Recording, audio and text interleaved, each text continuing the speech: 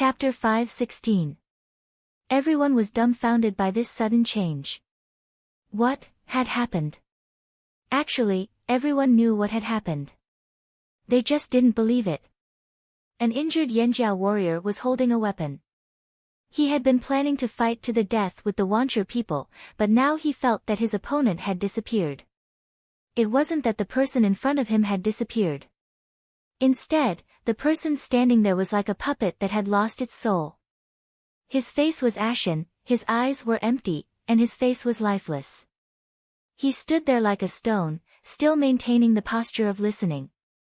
If it wasn't for the muscles on his face twitching rapidly, others might really think that this person had turned into a stone. This person was no longer a threat. The Yanjiao people didn't even want to attack. It was like encountering a fierce beast during a hunt. But as they fought, the fierce beast suddenly turned into a toothless little beast. They could kill it with a single stab. This feeling was too strange, so much so that for a moment, no one wanted to continue fighting. The pressure that had been pressing down on him all this while had disappeared along with the collapse of the formation. They could no longer feel the rejection from the fire seed. The Flaming Horn tribesmen could no longer feel any resistance from the fire seed. The torrent-like obstruction dissipated with the wind. All of this had happened too suddenly. Such a drastic change had sent them from heaven to hell in an instant. It was so fast that no one was prepared for it. What happened? Duo Kong swallowed and looked at the other Yanjiao warriors beside him. In his past life, he was used to living without a primitive fire seed. Hence, he wasn't as sensitive to it as the people of the old haunt. After sensing the changes around him, he had a guess. But he didn't dare to say it out loud. It was too hard to believe. I think Wancher's fire seed is gone. Tao Zheng asked tentatively. He couldn't believe it either. Gone just like that? That was a primitive fire seed. It was known as the most powerful force in a tribe. A small tribe wasn't that powerful. But Wancher was a large tribe. Their fire seed could suppress everyone so much. It was obvious how powerful it was. The power of fire seeds was also divided into strong and weak. In fact, after sensing the power of the Myriad Stone Fire Seed, the leaders decided to ignore the Myriad Stone Fire Seed for the time being and wipe out the Myriad Stone Fire Seed first. After that, they would mobilize the entire team to target the Myriad Stone Fire Seed. Otherwise, they would seek help from the shaman after this battle. They were all prepared to fight for a long time. Who would have thought that something like this would happen? Under the power of such a powerful Wancher fire seed, there was actually someone who could destroy it. At this time, everyone was thinking, who destroyed it? On the side of the Wancher tribe, they were all like walking corpses.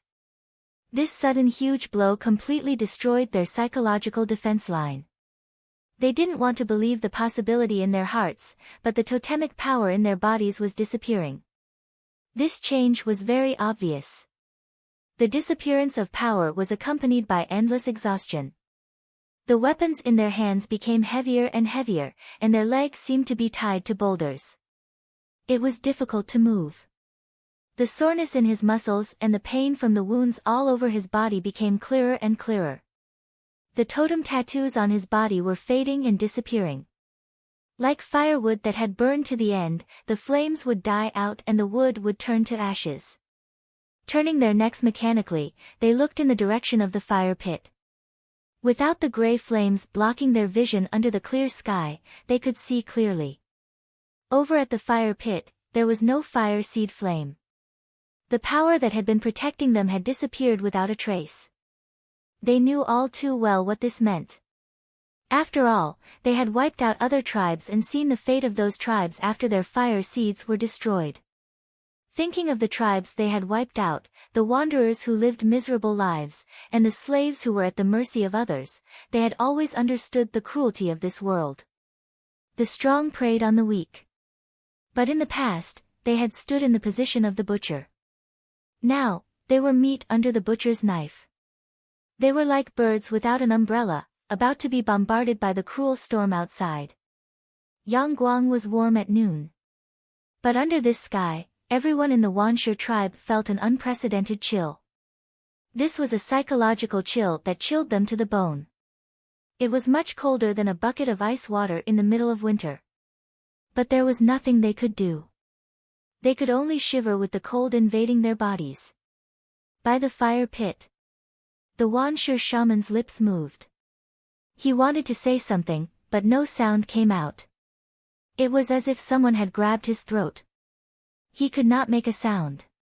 How could this be? How could this be? The Wanshi shaman kept thinking about this sentence. A person was squatting in the fire pit of Wanshi. A Yanjiao. At this moment, the person's hand was pressed against the center where the fire seed usually burned. The Wanshi shaman stared fixedly at the hand that was stuck there. His gaze seemed to penetrate the hand and see if there would be more gray flames under the palm. Rumble, a small stone rolled, making a soft sound. The hand in the fire pit moved. Xiao Xian stood up slowly. He raised his hand and looked at the fire pit. This fire pit was dead. From now on, there would be no more fire seeds burning. A figure rushed over. Xiao Xian did not stop him. He watched as the Wanshi shaman ran over. He could not stand properly and fell to his knees. Then he dug with his hands like a madman, trying to dig something out of the ground. Stone after stone was dug out. Below was ordinary stone soil. That was all. Impossible. Impossible. The Wanshi shaman's hands were bleeding. He screamed hysterically. Then he looked at Xiao Xian. His eyes were filled with hatred and madness, but also some fear. Then he seemed to have made a decision. He pulled out a metal dagger and jumped up to stab at Xiao Xian. Xiao Xian just looked at him calmly, then stretched out 2 fingers and pinched the dagger that was coming towards him. It was a simple action, but it brought the Wanshi shaman back to reality. He had lost his strength. If he still had his strength, even if he was not a powerful warrior, he would not be so weak. His opponent could pinch him with 2 fingers. Ah, the Wanshi shaman did not let go of the dagger. He tried to push it forward, but the dagger did not budge. It was as if there was a solid wall in front of him. He could not move forward. Looking up at Xiao Xian's eyes, he realized that there was a strange light in Xiao Xian's eyes. Although the Wanshi fire seed was gone, the shaman still had some senses. He could feel that Xiao Xian's power was different from Wanshi's, Yanjiao's, or any other tribes. Was that really the fire seed's power? Thinking of Xiao Xian's hopeless jump and slap, the shaman kept replaying the scene in his mind. That was not the power of a normal tribesman. Definitely not. Who are you? The shaman muttered. Xiao Xian did not speak. Who are you? Who are you? Ignoring the shaman's screams, Xiao Xian flicked his fingers and pushed the dagger away. You're asking me? How would I know? Xiao Xian knew what the shaman was asking, but Xiao Xian could not answer. The shaman had said that to destroy the Wanshi fire seed, he had to follow the instructions of the fire seed in his body. He might also need to gather totemic power and inheritance power. However, at that moment, the power in his body was not Yanjiao's fire seed, but that strange power. Ever since he came to this world, Xiao Xian had never figured out what that power was. Why was he brought here? But later, he learned that the power was related to the fire seed. It was not just Yanjiao's fire seed, but also the fire seeds of other tribes. Xiao Xian looked the same as the other children in the tribe, but his awakening was different. Xiao Xian once brought back the stone given by the crocodile of the drumming tribe, but it turned out to be a water moon stone. It was said that only the drumming tribe could produce this kind of stone. Xiao Xian once went to the rain tribe. It was said that the ritual of praying for rain, which had not succeeded for thousands of years, succeeded. All of this was related to the power that brought him here. What kind of power was it? Xiao Xian could not tell.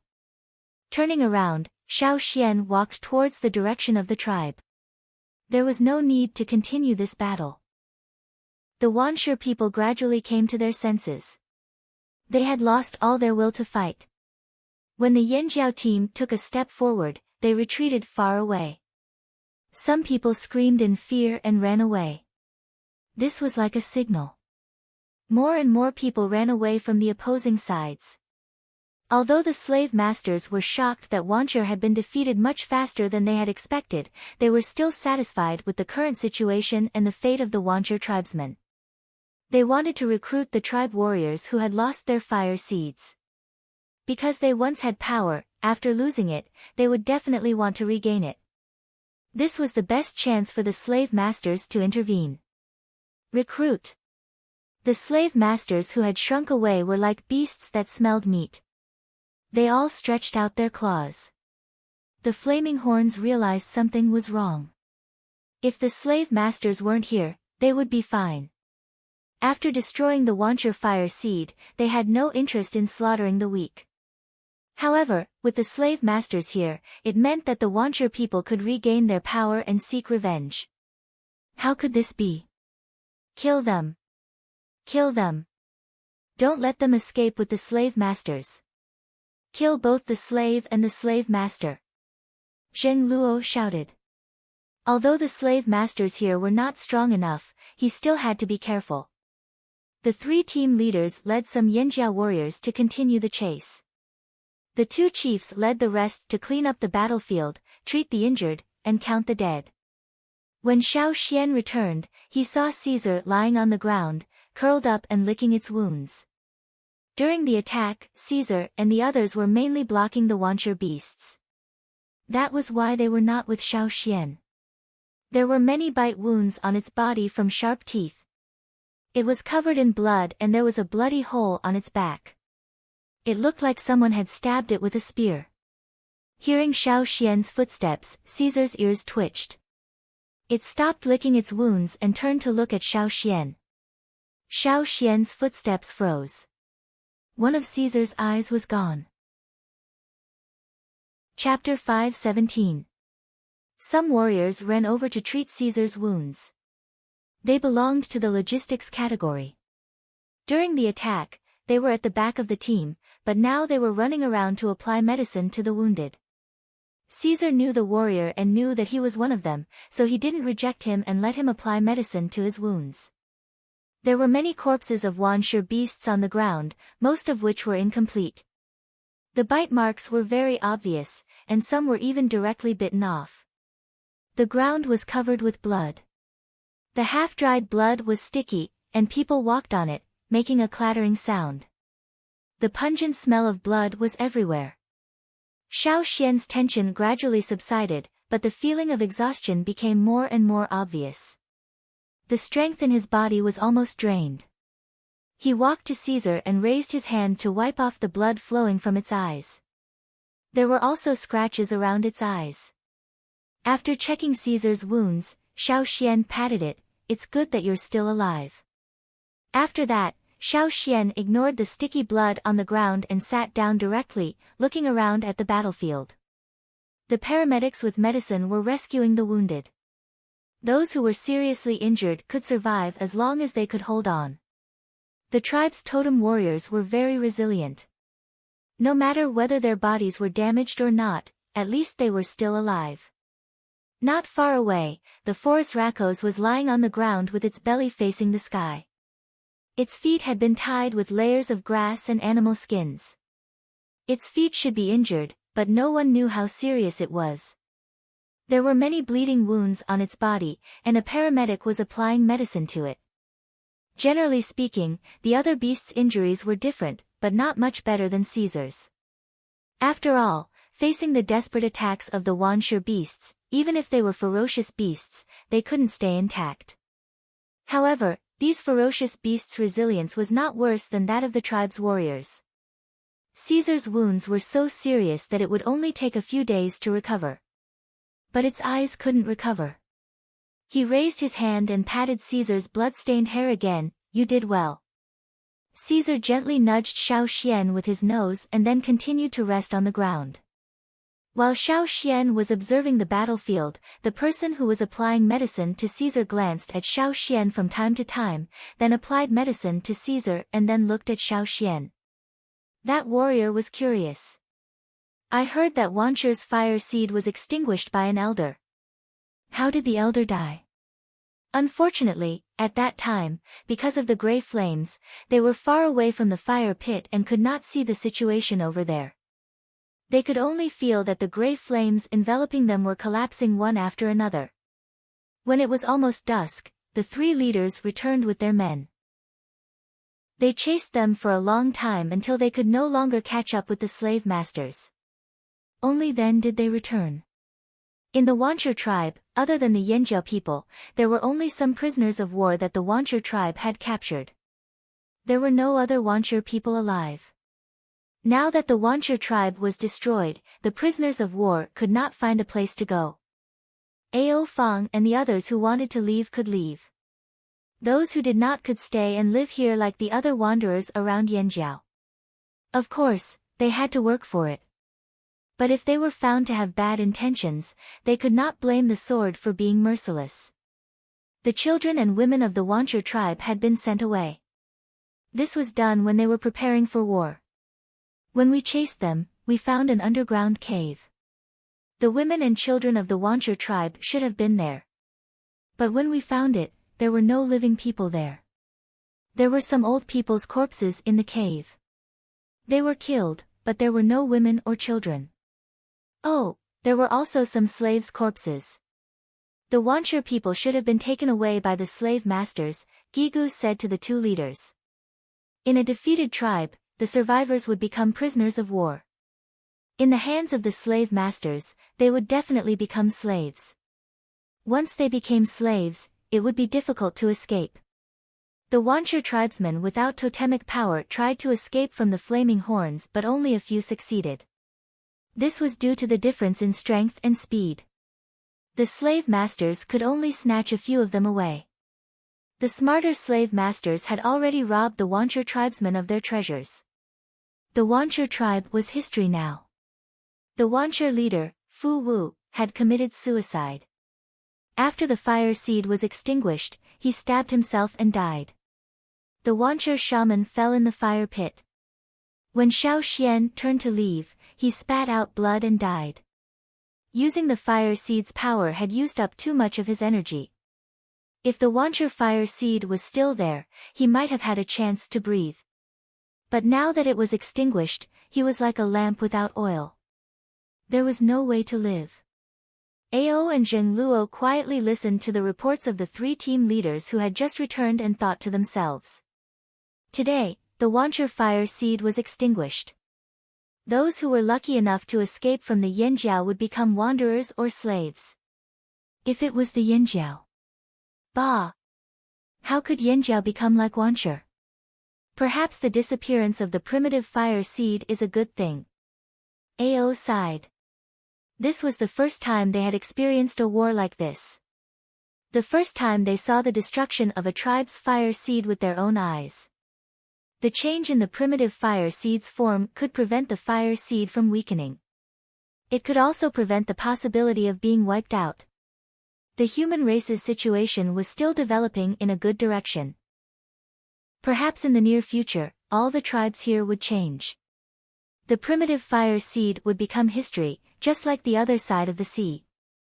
In the forest, the shaman and the others were still in a daze when they returned to the tribe. They still felt unreal. How long had it been? They were all prepared to sleep outside in the cave for a few days. But they had only gone yesterday and now they were back. Was it over?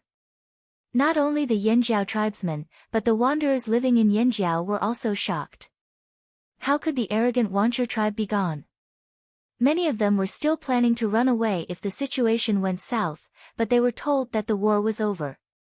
In a few days, they would be moving to Wancher's former territory to build houses and reclaim land. The Flaming Horns planned to plant crops there. Mourning the dead, comforting the wounded, taking over Wancher's land, resettling the wanderers, planning the land outside the forest. Yanjiao was very busy. Yanjiao took over all of Wanchu's belongings. After robbing for so many years, they had stockpiled a lot of things. But now, they were all Yanjiao's. Without the threat of Wanchu, they would naturally expand their territory. Although the forest was big, it wasn't suitable for large-scale farming and breeding. There were too many beasts and they couldn't defend against all of them. Outside the forest, however, it was much more convenient. While Yanjiao was busy, the news of Wanchu's destruction spread to all the tribes. When the chief of the Mang tribe heard the news, his first reaction was disbelief. But he received news that the slave masters had been driven out of Wanchu's territory and went to other places. Some people went to Wanchu's territory and found that the people living there were all Yanjiao people.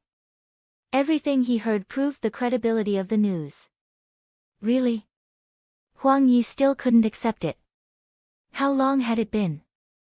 How long had it been since they came back from Yanjiao? Yanjiao said, "If you can do it, you can do it. If you can't, I'll do it."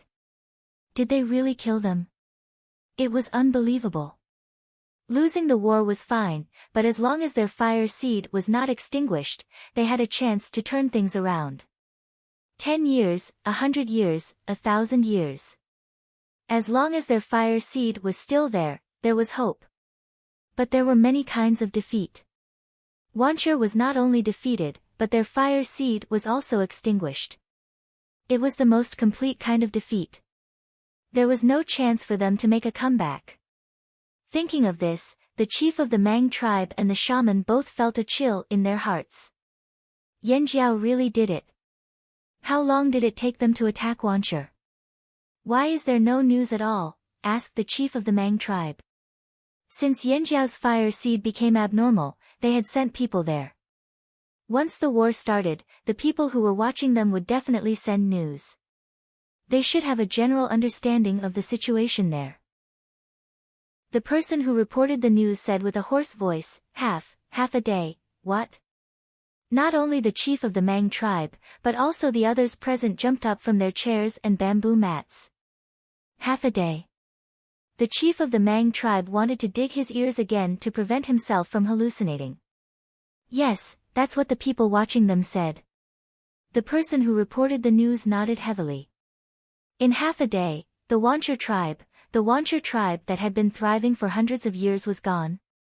The chief of the Mang tribe was sweating.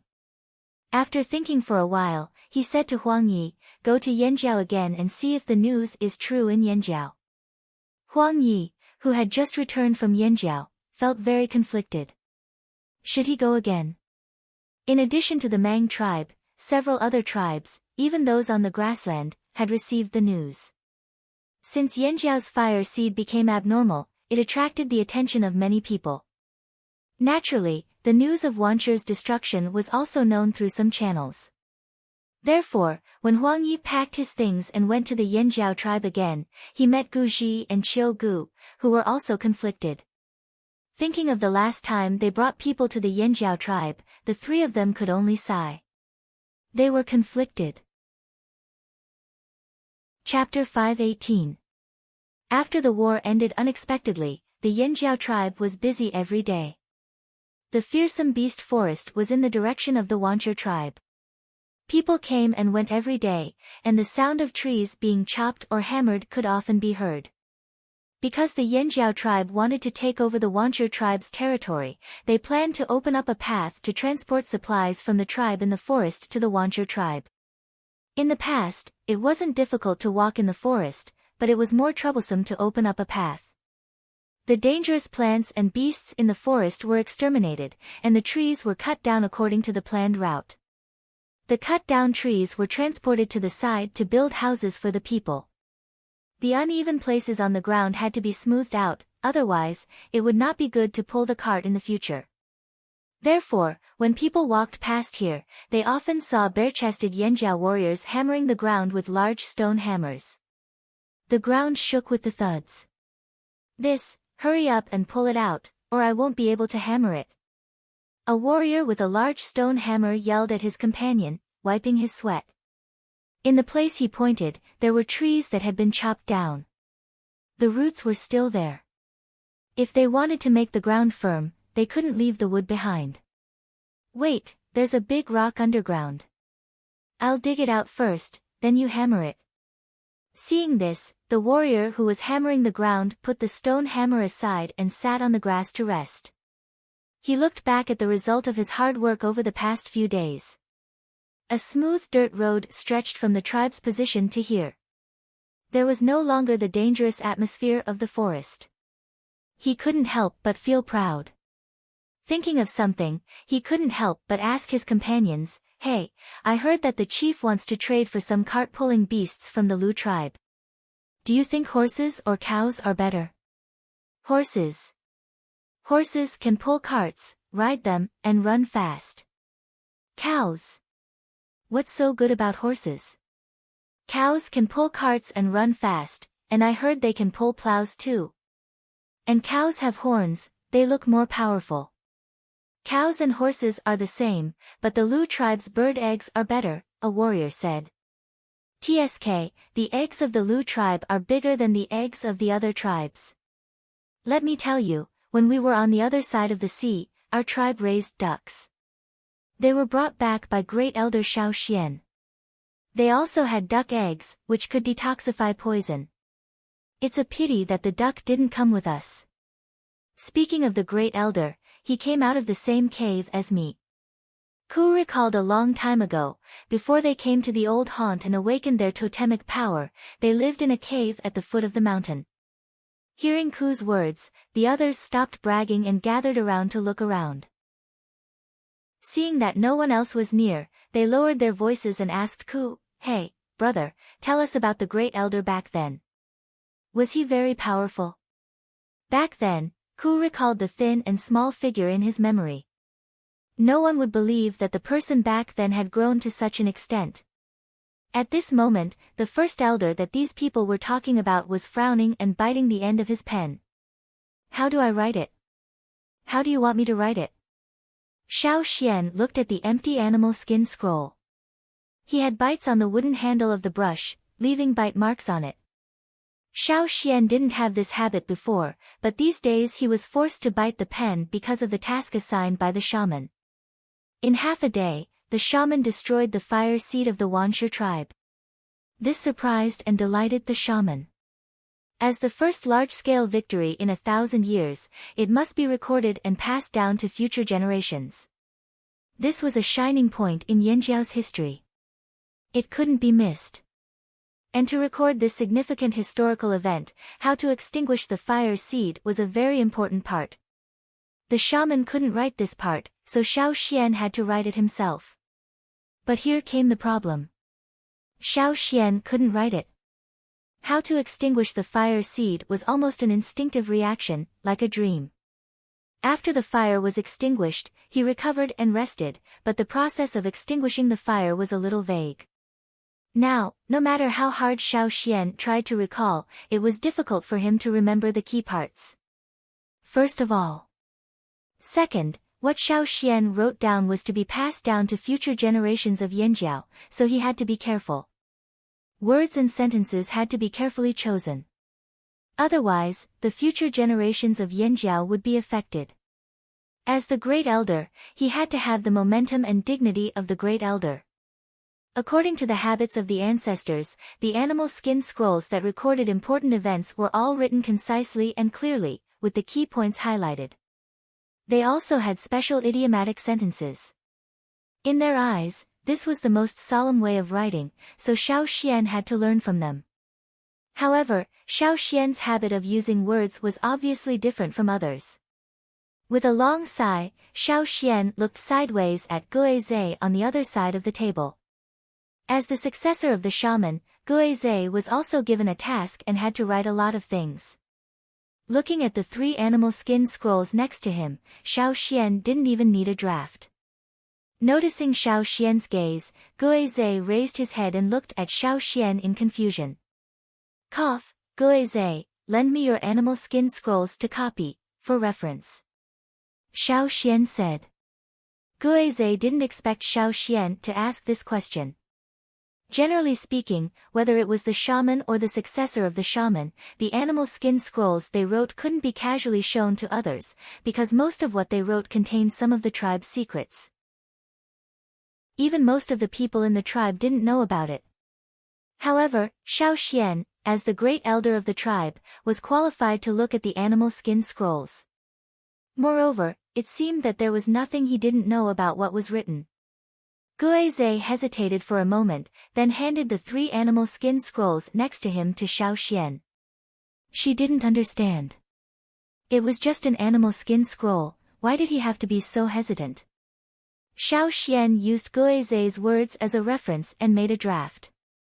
He couldn't remember the specific situation when the fire seed was extinguished, so he could only leave the words, follow instinct, and follow the instructions of the fire seed. This was the universal sentence on the animal skin scroll, so it couldn't be wrong. As for the specifics, he could only add them when he remembered. Coming out of the shaman's house, Xiao Xian looked at the sun in the sky. It should be sunny these days, which would be very convenient for the tribe to carry out their plans. In 2 days, the road from the tribe to the forest should be ready. When he returned home, Caesar was lying outside, grinding his teeth on a piece of animal bone. In the battle with the Wanshur tribe, Caesar lost an eye, but it had a strong recovery ability. As a branded ferocious beast, it also had the power of the Yanjiao's totem, but it couldn't merge with the fire seed. With the power of the totem, it could naturally recover faster. In the Battle of Wanshur, it killed the most Wanshur beasts in the tribe. Caesar was more seriously injured than the others, but in terms of recovery ability, it was better than the others. When Caesar was able to hunt in the forest, the 2 beasts in the Yang Guang's house were still resting. The forest Rakos was still lying on its back because of its foot injury. When they came back from the Wanshur tribe, it was Guang who carried it back. According to the tribe's secret engraving technique, the descendants of the ferocious beasts in the tribe would become ordinary beasts again. The influence of the engraving technique would only exist in their generation. In the future, the tribe would choose the best ones from their descendants to engrave. Because of Caesar's eye injury, Xiao Xian made an eye patch with animal skin to prevent the wound from rubbing dust and stones or getting infected by branches in the forest. At first, Caesar wasn't used to it and always wanted to scratch it with its claws. Now it was much better. Sometimes when it went out to hunt, it would rub off the eye patch. Old Ku would replace it with a spare one and make a few more. The wound was almost healed, but Caesar's right eye was gone and couldn't recover. In the future, Caesar could only see with one eye, which might affect its hunting. Recently, it spent more time hunting, so it was getting used to it. Old friend, it's okay if you can't catch any prey. I'll take care of you.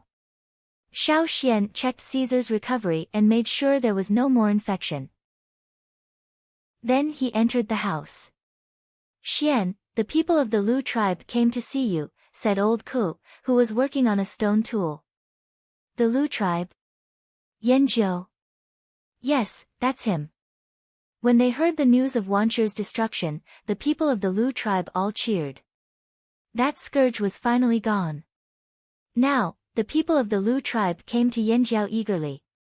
The Wanshur tribe was leveled. Houses, animal pens and fields were rebuilt on the ground. The people of the Lu tribe also gave free guidance to the people who built the animal pens. They taught them how to make the construction more convenient and the animals they raised would be better.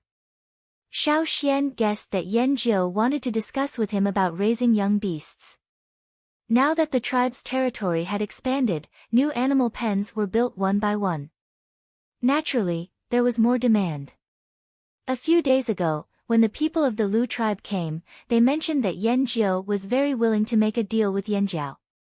Destroying the Wanshur tribe in half a day was indeed a shocking thing. The name of the Flaming Horn tribe had also spread out. The major tribes in the central region would definitely be more vigilant now. However, they didn't dare to offend the Flaming Horn tribe. Otherwise, they wouldn't have tolerated the Wanshur tribe for hundreds of years without fighting. If they thought too much, they would think too much and worry too much, which would only make them hesitant. He just didn't know how many tribes would send people over this time. Xiao Xian looked around but didn't see Yan Jiu. He heard that Yan Jiu went outside the forest to guide the construction of animal pens. He would probably come back later. Xiao Xian wasn't in a hurry. He turned around and went to the wanderers' area. The wanderers had been living on the edge of the forest for 2 years. After all, they weren't Yanjiao people and didn't have much power. They were still afraid of this forest. Even if there were Yanjiao warriors patrolling, compared to the outside of the forest, they preferred the latter. So this time, when Yanjiao was expanding their territory, they were anxious to move there. When he arrived at the wanderers' area, the people here were also busy. Some wanderers went out to build houses. They still had to build their own houses, but they had to follow Yanjiao's rules and couldn't build randomly. Most of the people who were still here were injured or young children. There were children running outside. Only in Yanjiao's wanderers' area could they have such a chance. If they were in the wanderers' area near other tribes, the young children wouldn't even dare to go out of their houses. Knowing that the wanderers' area was busy these days, the chief also sent people to keep an eye on them to prevent trouble. When Xiao Xian arrived, a group of Yanjiao warriors were talking and laughing together. Chapter 5:19. As soon as they saw Xiao Xian, the group of people who were chatting and laughing immediately stood up straight. Although Xiao Xian was about the same age as them, and even younger than many of them, everyone in the Yanjiao tribe was in awe of this great elder. Especially after the Battle of Wanshi, Xiao Xian's status was almost higher than the two chiefs. The group of people who were guarding here was to prevent the wanderers from causing trouble. If they found any trouble, they would stop them. If not, they would just chat on the side. They didn't expect to meet Xiao Xian here. At this time, the mood of this group of people was like a student who was absent-minded in class and suddenly found the principal standing behind him. Maybe the people who were guarding here weren't asked to do anything, but they were really relaxed at this moment. So, when they saw Xiao Xian, they looked away guiltily, and then quickly glanced at Xiao Xian from time to time to see if the great elder was angry. Originally, Xiao Xian planned to pass by here to check on the farmlands and animal pens in the tribe. But when he passed by, he stopped and walked towards the wanderers' area. Here he comes. Here he comes. The warriors who were guarding here felt nervous and looked down. When they looked up, they quickly looked at each other. The great elder's expression didn't look good. What should they do? Would they be scolded? Hearing Xiao Xian's footsteps approaching, their hearts beat fast. When Xiao Xian finally stopped in front of them, they had to look up and smile. Great. Great elder. You've been guarding here all this time? Xiao Xian asked. Yes, we've been here all this time. We've been guarding here since dawn this morning. Nothing happened in the wanderers' area, the leader replied. What about before? Was it also you? Xiao Xian asked again. Yes, we and another group took turns guarding here. But we weren't here at night. There were other patrols. The leader said. He was secretly anxious. Did the great elder find something wrong? However, they had been guarding this place the entire time and hadn't noticed anything out of the ordinary. Xiao Xian didn't ask any more questions. Instead, he walked towards a house not far away. The team members who stayed behind looked at each other. Then, the leader made the decision to follow Xiao Xian. If Xiao Xian noticed anything unusual, they could make up for it. Xiao Xian walked towards a very ordinary wooden house. Looking at its appearance and materials, it was indeed a very ordinary house in the wanderers' area. However, this house was quite far away from the other houses. In this area, there was only this house, as if it was isolated. There was a layer of dust on the stone at the entrance, and where the stone was sunken, the dirt had formed a clump on the stone. It was obvious that no one had sat on it for a long time. This house was the place where Xiao Xian had found the longevity leaf that recorded the knot divination technique. Since then, no one had come to this house. When the outsiders were discovered, the wanderers were told that there were defectors. The other people who lived in the wanderers' area were anxious to separate from this house. They were afraid of being misunderstood. They were afraid of being suspected of being involved with the defectors and being driven out. Because Xiao Xian had told the patrols to pay attention to the surroundings, there were often some patrolling soldiers walking around. Now, the wanderers who lived in the surrounding area had moved away, as if they were avoiding the plague. Therefore, this isolated situation appeared. Xiao Xian didn't go in immediately. He walked around the outside of the house, and then stopped at the window. There were some subtle scratches on the window frame. If one didn't pay attention, it would be difficult to notice. The scratches looked relatively fresh, and it didn't look like they had been there for a year or two. Although there was a layer of dust on the window frame, if one looked carefully, they would find that the dust there was thinner than other places, as if someone had gently blown it.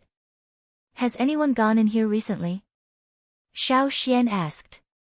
"No, at least when we were here, we didn't see anyone go in," the leader hurriedly said. Because they knew that this place was the focus of attention, if they were guarding here, they would definitely pay more attention. They wouldn't go in easily, and they wouldn't make this kind of mistake. "Why don't I ask the people from the other team?" the leader asked. "Not now." Xiao Xian opened the door and walked into the house, but the following team didn't dare to go in easily. They knew that something must have happened in this house, and they wouldn't step in without permission. The situation in the house was similar to Xiao Xian's impression. The wooden table that was broken by Gigu in anger had already been cleaned up. The wooden house of about 20 square meters was empty. However, at the place where Xiao Xian dug out the longevity leaf, there were traces that the soil had been moved. Although the other party was very careful, it was still moved. There was a difference in the color of the soil. If it had been a while, it might not be obvious, but now, the traces were still relatively fresh. Someone should have been here within the past 3 days. "Someone has been here," Xiao Xian said as he suddenly looked in a direction, and quickly walked out of the house. Seeing Xiao Xian's expression, the team guarding the wanderer area knew that things had changed. They were about to follow, but Xiao Xian stopped again. They ran fast. Xiao Xian stared in a direction. He had just sensed an aura that didn't belong to the Yanjiao tribesmen. Since the Battle of Wanshur, his perception of the fire seed had become sharper. In addition, the other party should have been moving. If that person had been approaching here, Xiao Xian would have sensed it. However, the other party was too cautious. He seemed to have noticed Xiao Xian's gaze and decisively left quickly. Hearing Xiao Xian's words, the faces of the guards changed. "Grand Elder, you mean, there's an outsider?" This outsider was naturally not a wanderer, but someone from another tribe who had snuck in. "Yes. You guys should pay more attention these few days. Try to use the power of the fire seed to sense the intruder," Xiao Xian said. The fire seed had already merged with everyone's body. If they used the power of the fire seed to sense the intruder, even if they couldn't immediately detect it, they would at least be able to sense it when the intruder was right in front of them. The benefit of merging with the fire seed was that the fire seed's sensing ability was strengthened. If the Yanjiao tribesmen only had a vague sense of their tribe's bloodline in the past, now it was very clear. This was also the difference between the Yanjiao tribesmen and the other tribes. Outsiders didn't know this. "Yes." The guards hurriedly promised. They didn't doubt Xiao Xian's words. If the Grand Elder said it was true, then it must be true. An outsider sneaking in was no joke. They couldn't afford to let their guard down. At the same time, they were annoyed that an outsider had appeared in the area they were guarding. Although it wasn't considered a dereliction of duty, they didn't realize that this threat was real. Xiao Xian asked them to inform the other patrolling guards to tighten the security. Then, he walked around the wanderer area and didn't find anything, so he went to the tribe's fields. Not long after, Duo Kong and the other 2 team leaders came looking for him. When the patrolling guards in the tribe were informed that an outsider had sneaked in, they naturally knew about it. Who could it be? The few large tribes that haven't made any moves. Duo Kong asked. No, Gigu's face darkened. It could also be a bandit. He had already heard from the others that Xiao Xian had gone to that house. He knew what Xiao Xian was suspecting. What made him angry was that they still hadn't caught the intruder. Now, the intruder might have appeared again. I don't know if the intruder this time is from the same group as the two from before. Although the two of them had snuck in, they didn't have any killing intent. But if it was someone else this time, I can't be sure what they would do. Xiao Xian was also on guard.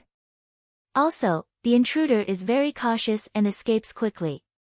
It'll be hard to catch him. No matter what, strengthen the patrolling guards. To guard against a bandit, we can't just look at their appearance. They have too many tricks up their sleeves.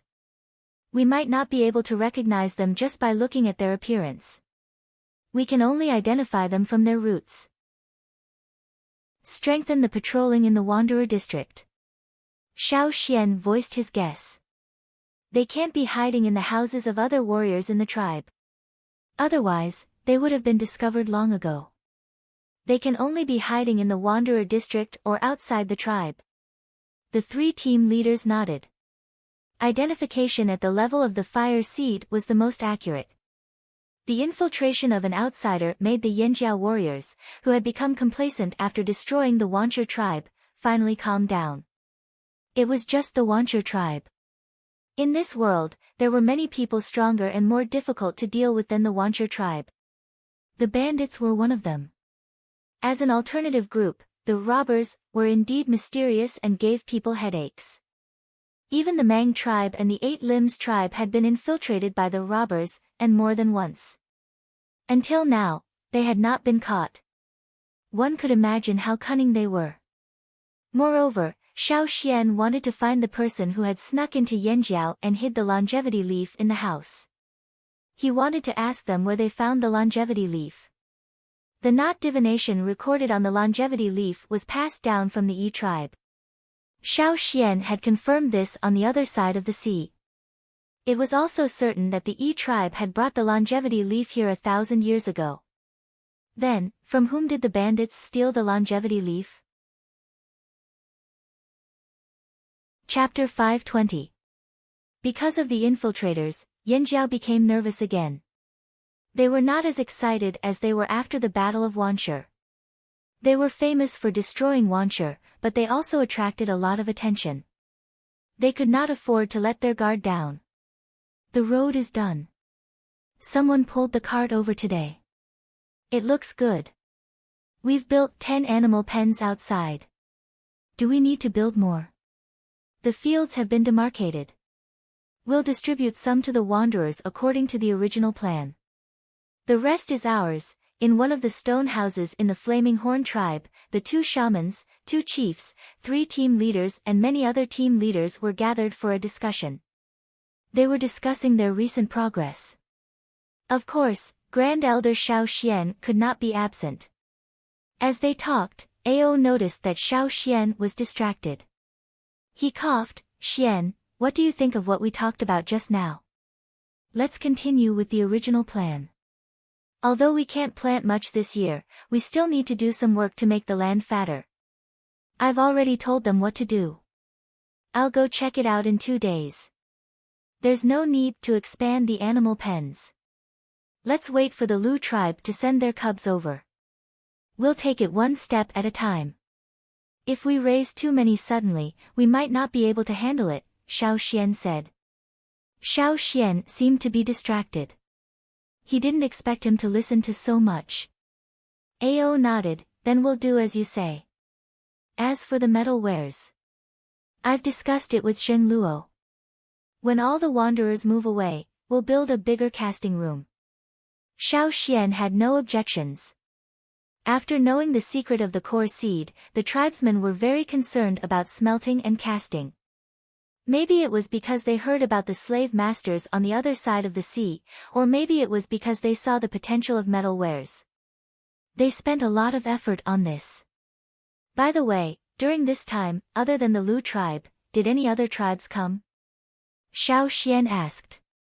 Never heard of them. I don't think so. Nope. The others replied. But there are suspicious people walking around. Maybe they're from the big tribes in the central region. Duo Kong saw it when he went outside to supervise the work today, but the other party was far away. When he moved, the other party ran away. What, are you waiting for them to come? Asked Zheng Luo. Xiao Xian shook his head. I just think that at this time, they should have come here to investigate. However, since they haven't appeared yet, perhaps they have other plans, or perhaps they are waiting. Wait for what? Ao asked. Maybe he wants to wait for more people to come together, Xiao Xian speculated. The people in the room looked at each other and smiled. Being able to make those tribes fear them proved that Yanjiao's position in those people's hearts had indeed risen. This made them very proud, but when they thought of the possible predicament they might face, they immediately calmed down. In any case, no matter how big the challenge was, they would face it head-on. If the people from the Hui tribe come, let me know. Xiao Xian said. Okay, if I see anyone from the Hui tribe, I'll send someone to find you. Ao knew why Xiao Xian called the people from the Hui tribe back, so he immediately agreed. 2 days later, as Xiao Xian had guessed, people from several tribes came together. The leaders of the Mang tribe, Eight Limbs tribe, and Feather tribe were the same 3 people as last time. However, this time, the Thousand Masks tribe, Tian Shan tribe, and Longboat tribe were with them. The Hui tribe did not come with them. They arrived one step behind, but not far from each other. In a place like this where information did not travel quickly, they must have some special means of communication to be able to gather together.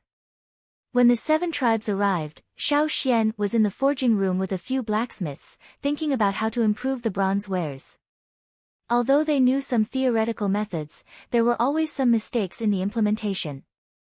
There were not many weapons that were up to standard, let alone good or even high-quality ones. They did not even see a shadow of those. They're already here. Xiao Xian put down the bronze axe in his hand and went out with the warrior who came to inform him. Yes, the shaman and the chief are with them now, but the shaman said you're busy, so you don't have to go if you don't want to. The warrior who brought the message briefly explained to Xiao Xian. How many people from the Hui tribe came? How did they come? Xiao Xian asked. The warrior thought for a moment and said, about 10. They should have flown here on eagles. I saw 3 giant eagles. They were big enough, one of them was even bigger than a cha-cha. Who's the leader? A man called He Shi. He Shi, Xiao Xian remembered. When they went to the desert, He Shi was with the Hui tribe. As an elder, He Shi helped Xiao Xian several times during the desert trip. It was better than the other tribes who ignored him. After getting a general idea, Xiao Xian knew what was going on. The other tribes felt that they did not have a good relationship with Yanjiao before. This time, they came together with confidence. However, this time, they seemed to have lowered their stance. It might not be because of Yanjiao's destruction of Wanshe. Perhaps, their ultimate goal was still the fire seed. This was the key reason why they were forced to lower their stance. In comparison, the relationship between the Hui tribe and Yanjiao was not so bad, so they did not feel much psychological pressure. Xiao Xian waited for the other side to finish talking before he went over. The people from the 7 tribes were arranged to stay in some newly built houses outside the forest. They were not allowed to get close to the other tribes in the forest. Xiao Xian asked someone to take him to the resting place of the Hui tribe. When he arrived, he saw a giant eagle pecking its feathers outside the house. Looking at its size, it was indeed bigger than Cha-Cha.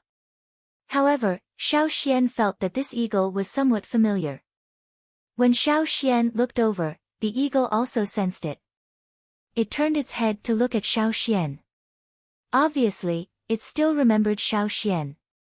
Its first reaction was to bristle. Its neck became thicker because of the bristling feathers. It even screamed at Xiao Xian. "Oh, it's you, loser," Xiao Xian said lightly. This sentence made the eagle even angrier. Its eyes flashed sharply. Standing on the ground, its claws scratched the hard ground like it was tofu, leaving a few deep marks. "What's the rush? The truth is the truth, right? Shan Dao." Xiao Xian continued. This eagle was the one he had met when he went to the grassland to pick up wanderers. He had fought with the traveling team of the Dishan tribe at a trading rest place. At that time, this eagle had been badly beaten by Cha-Cha. Therefore, Xiao Xian was right to call it a loser.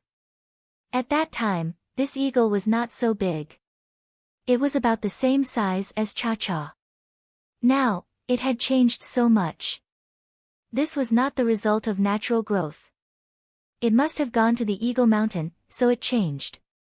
The people of the Hui tribe in the house heard the cry and quickly came out. Some of them knew Xiao Xian, such as the one who fed Shan Dao. "It's Xiao Xian, the great elder," Gula said with a smile. Today, he asked the other Yanjiao people about Xiao Xian. Only then did he know that Xiao Xian had become the great elder of the whole Yanjiao tribe. Moreover, judging from the expressions of the Yanjiao warriors when they talked about Xiao Xian, it was definitely not because of connections. "Oh, it's Gula." Xiao Xian also recognized the leader of the Hui tribe's trading team. "Great Elder Xiao Xian, what brings you here at this time?" Gula was very happy to see Xiao Xian. It was rare to see someone he knew, so he wanted to talk with him. He also wanted to know more, but he began to feel uneasy when he thought of something. "I heard that Cha-Cha went to the Hui tribe 2 years ago and left with several eagles of your tribe. Is that true?" Xiao Xian asked directly. "It really came." Gu Le's eyes flashed with worry. He nodded and said, "Yes, they went to Eagle Mountain together. Some of the giant mountain eagles living in our tribe's territory are about to go to Eagle Mountain, but..." Seeing Xiao Xian staring at him and waiting for him to continue, Gula paused and continued, "The one from your tribe went in and didn't come out." "It went into Eagle Mountain and didn't come out?" Xiao Xian asked. Gula nodded. "That's what Shan Dao and the others told us. According to the rules of the giant mountain eagles, only those who came out after entering Eagle Mountain would be considered successful. If they failed, they would die." Xiao Xian had heard this before. Everyone in the Hui tribe knew this, so they didn't dare to say it out loud. Other than Cha-Cha, the rest of the eagles that went to Eagle Mountain returned. How could the Yanjiao people not have any ideas? Xiao Xian was silent for a while. He asked Shan Dao a few questions and asked Gula to translate. He could understand Cha-Cha's actions and cries, but he didn't know what the eagle was trying to say. Xiao Xian wanted to ask about the details of their trip to Eagle Mountain, but this seemed to touch on the eagle's secret. Shan Dao avoided talking about it, and even Gula didn't know. So, as long as it was about how to get to Eagle Mountain, or what happened on the way, the eagle wouldn't tell them. Since he couldn't get an answer, Xiao Xian could only change the question. "When Cha-Cha arrived at Eagle Mountain, how was he?" Xiao Xian asked. "Very good," Gula replied. "So good that he could throw stones at other eagles." "Was he injured?" "Injured, but not seriously. The others were all injured." "Did he rush into Eagle Mountain by himself?" "Yes." After asking some questions, Xiao Xian didn't understand. How long had it been since the last time he went to Eagle Mountain? Why would he go there again? Some adult eagles might not go there again for 20 or 30 years. Even if he went there frequently, it might not be effective. Plus, he would have to take greater risks. What was Cha-Cha trying to do? Did he want to kill himself in Eagle Mountain? That couldn't be. That guy wasn't a suicidal eagle. Xiao Xian couldn't figure out why Cha-Cha would go to Eagle Mountain. He couldn't go there directly to find him. He only knew the road that led to Eagle Mountain. After coming here, he didn't know which other road led to Eagle Mountain. After thanking Gu La, Xiao Xian didn't stay any longer. He thought about it as he walked towards the newly cultivated fields. As he walked, Xiao Xian stopped in his tracks. He felt two familiar auras. They were not from the Flaming Horns, nor were they from any of the tribes that came here. Chapter 521. When Xiao Xian came here to find the tribesmen, people from other tribes were watching this place. The place where they were settled was not far away, so if there was any movement, the others would know. When Xiao Xian came here, people from other tribes naturally saw him too. Seeing Xiao Xian suddenly turn and walk in that direction, people's eyes suddenly became meaningful. The Eight Limbs tribe was so scheming. Young people at this age definitely had little resistance to beautiful girls. The Grand Elder of the Flaming Horn tribe would not be spared either. In that direction was the house where the Eight Limbs tribe was settled. Outside the house, Su of the Eight Limbs tribe was sitting on a white-haired spider, combing the spider's hair with a fishbone comb in her hand. Su was one of the more powerful people in the Eight Limbs tribe. Not to mention the Eight Limbs tribe, there were also many young people from other tribes who were pursuing her. Qiu Gu, who led the team from the Eight Limbs tribe this time, was also happy to see this situation. He thought to himself, good, if that guy is interested in Su, maybe we can learn more about Yanjiao's secrets through him. How could he have overlooked this? Seeing Xiao Xian come over, Su's hand movements paused, her fingers holding the fishbone comb tightened, and her lowered eyes slowly looked up. Before she could say anything, Xiao Xian ran past her like a gust of wind. Su. She carelessly combed a large tuft of white hair from the spider's body. The people who had been watching the situation here were also confused. What happened to the head elder of Yanjiao tribe? Xiao Xian didn't pay attention to what others were thinking at all. He just locked on the two breaths.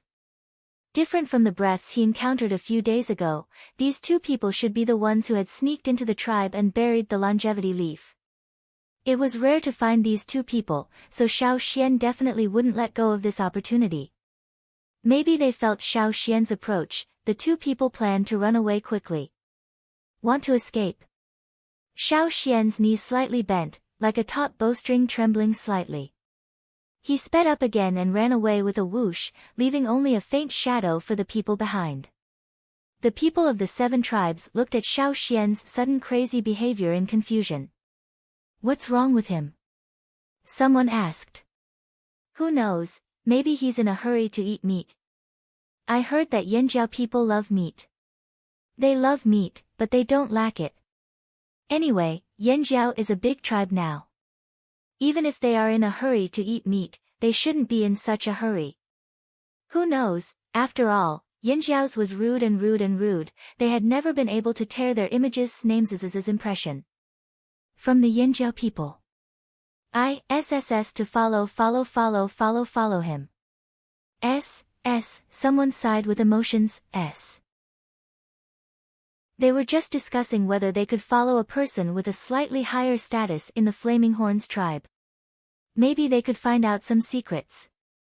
But after seeing the scene in front of them, they were deeply suspicious.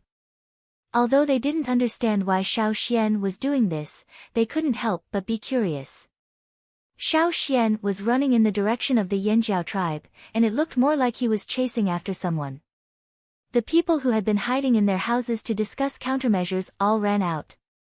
Because this was still Yanjiao territory, they couldn't move freely. They could only jump onto the roof to see further. There's someone running in front. Someone on the roof exclaimed. In front of Xiao Xian, there were 2 figures running so fast that they couldn't see their faces clearly. It seemed that Xiao Xian's target was those 2. Yanjiao's patrol team is following him. Something must have happened. Besides us, who else has snuck in? Without much hesitation, the Feather, Tian Shan, and Hui tribesmen hurriedly called out to their own tribe's birds. Of course, the roof couldn't be compared to the sky. Moreover, they couldn't run around on land, so how could the Yanjiao control them in the air? Yanjiao only had one bird now, and the more threatening eagle was long gone. They had nothing to fear now. Let me up. Someone from the Longboat tribe ran towards the Feather tribe, but was kicked away by the Feather tribesmen. Get lost, go find the Tianshan and Hui tribes. Their eagles are bigger. The Feather tribe's birds were mostly small, so they could only carry a limited number of people. In terms of air power, the two tribes on the grasslands had the advantage. Unfortunately, they wouldn't let anyone from other tribes stand on their backs. Several birds took off almost at the same time, chasing after Xiao Xian. When Xiao Xian chased after the two figures, the Yanjiao patrol team naturally noticed something was wrong. Moreover, the two people who snuck in hid well and were far away from the Yanjiao warriors, so the patrol team didn't notice them. But once they started running, their totemic power soared, and the fire seed's aura became stronger. They obviously weren't from their own tribe, nor were they from the 7 tribes that came today. They must be the targets they were guarding against these days. Chase! The patrol team held their breath and ran after them. However, not everyone had Xiao Xian's speed. The patrol team had only just reached the edge of the tribe, but they were already far behind the 3 people in front of them, and the distance was still increasing. Even if they were left far behind, they had to keep following. Maybe they could help when the time came. Moreover, the tribe rewarded rewards based on merit. How could they give up such a good opportunity to earn merit? In the patrol team, a few Yanjiao warriors who weren't good at speed stopped. They couldn't keep up with the rest of the team, and if they stayed, they would only be a burden.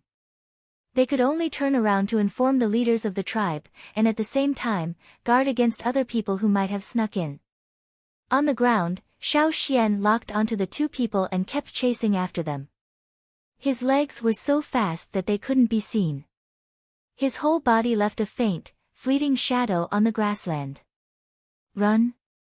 You can run once, but I won't let you run a second time. If I don't catch you today, I'm not the great elder. Xiao Xian sped up again, and the air whizzed past, leaving a whistling sound. His 2 arms kept swinging and cutting the air, making whooshing sounds. At this time, Xiao Xian was like a speeding train, whizzing past on the ground.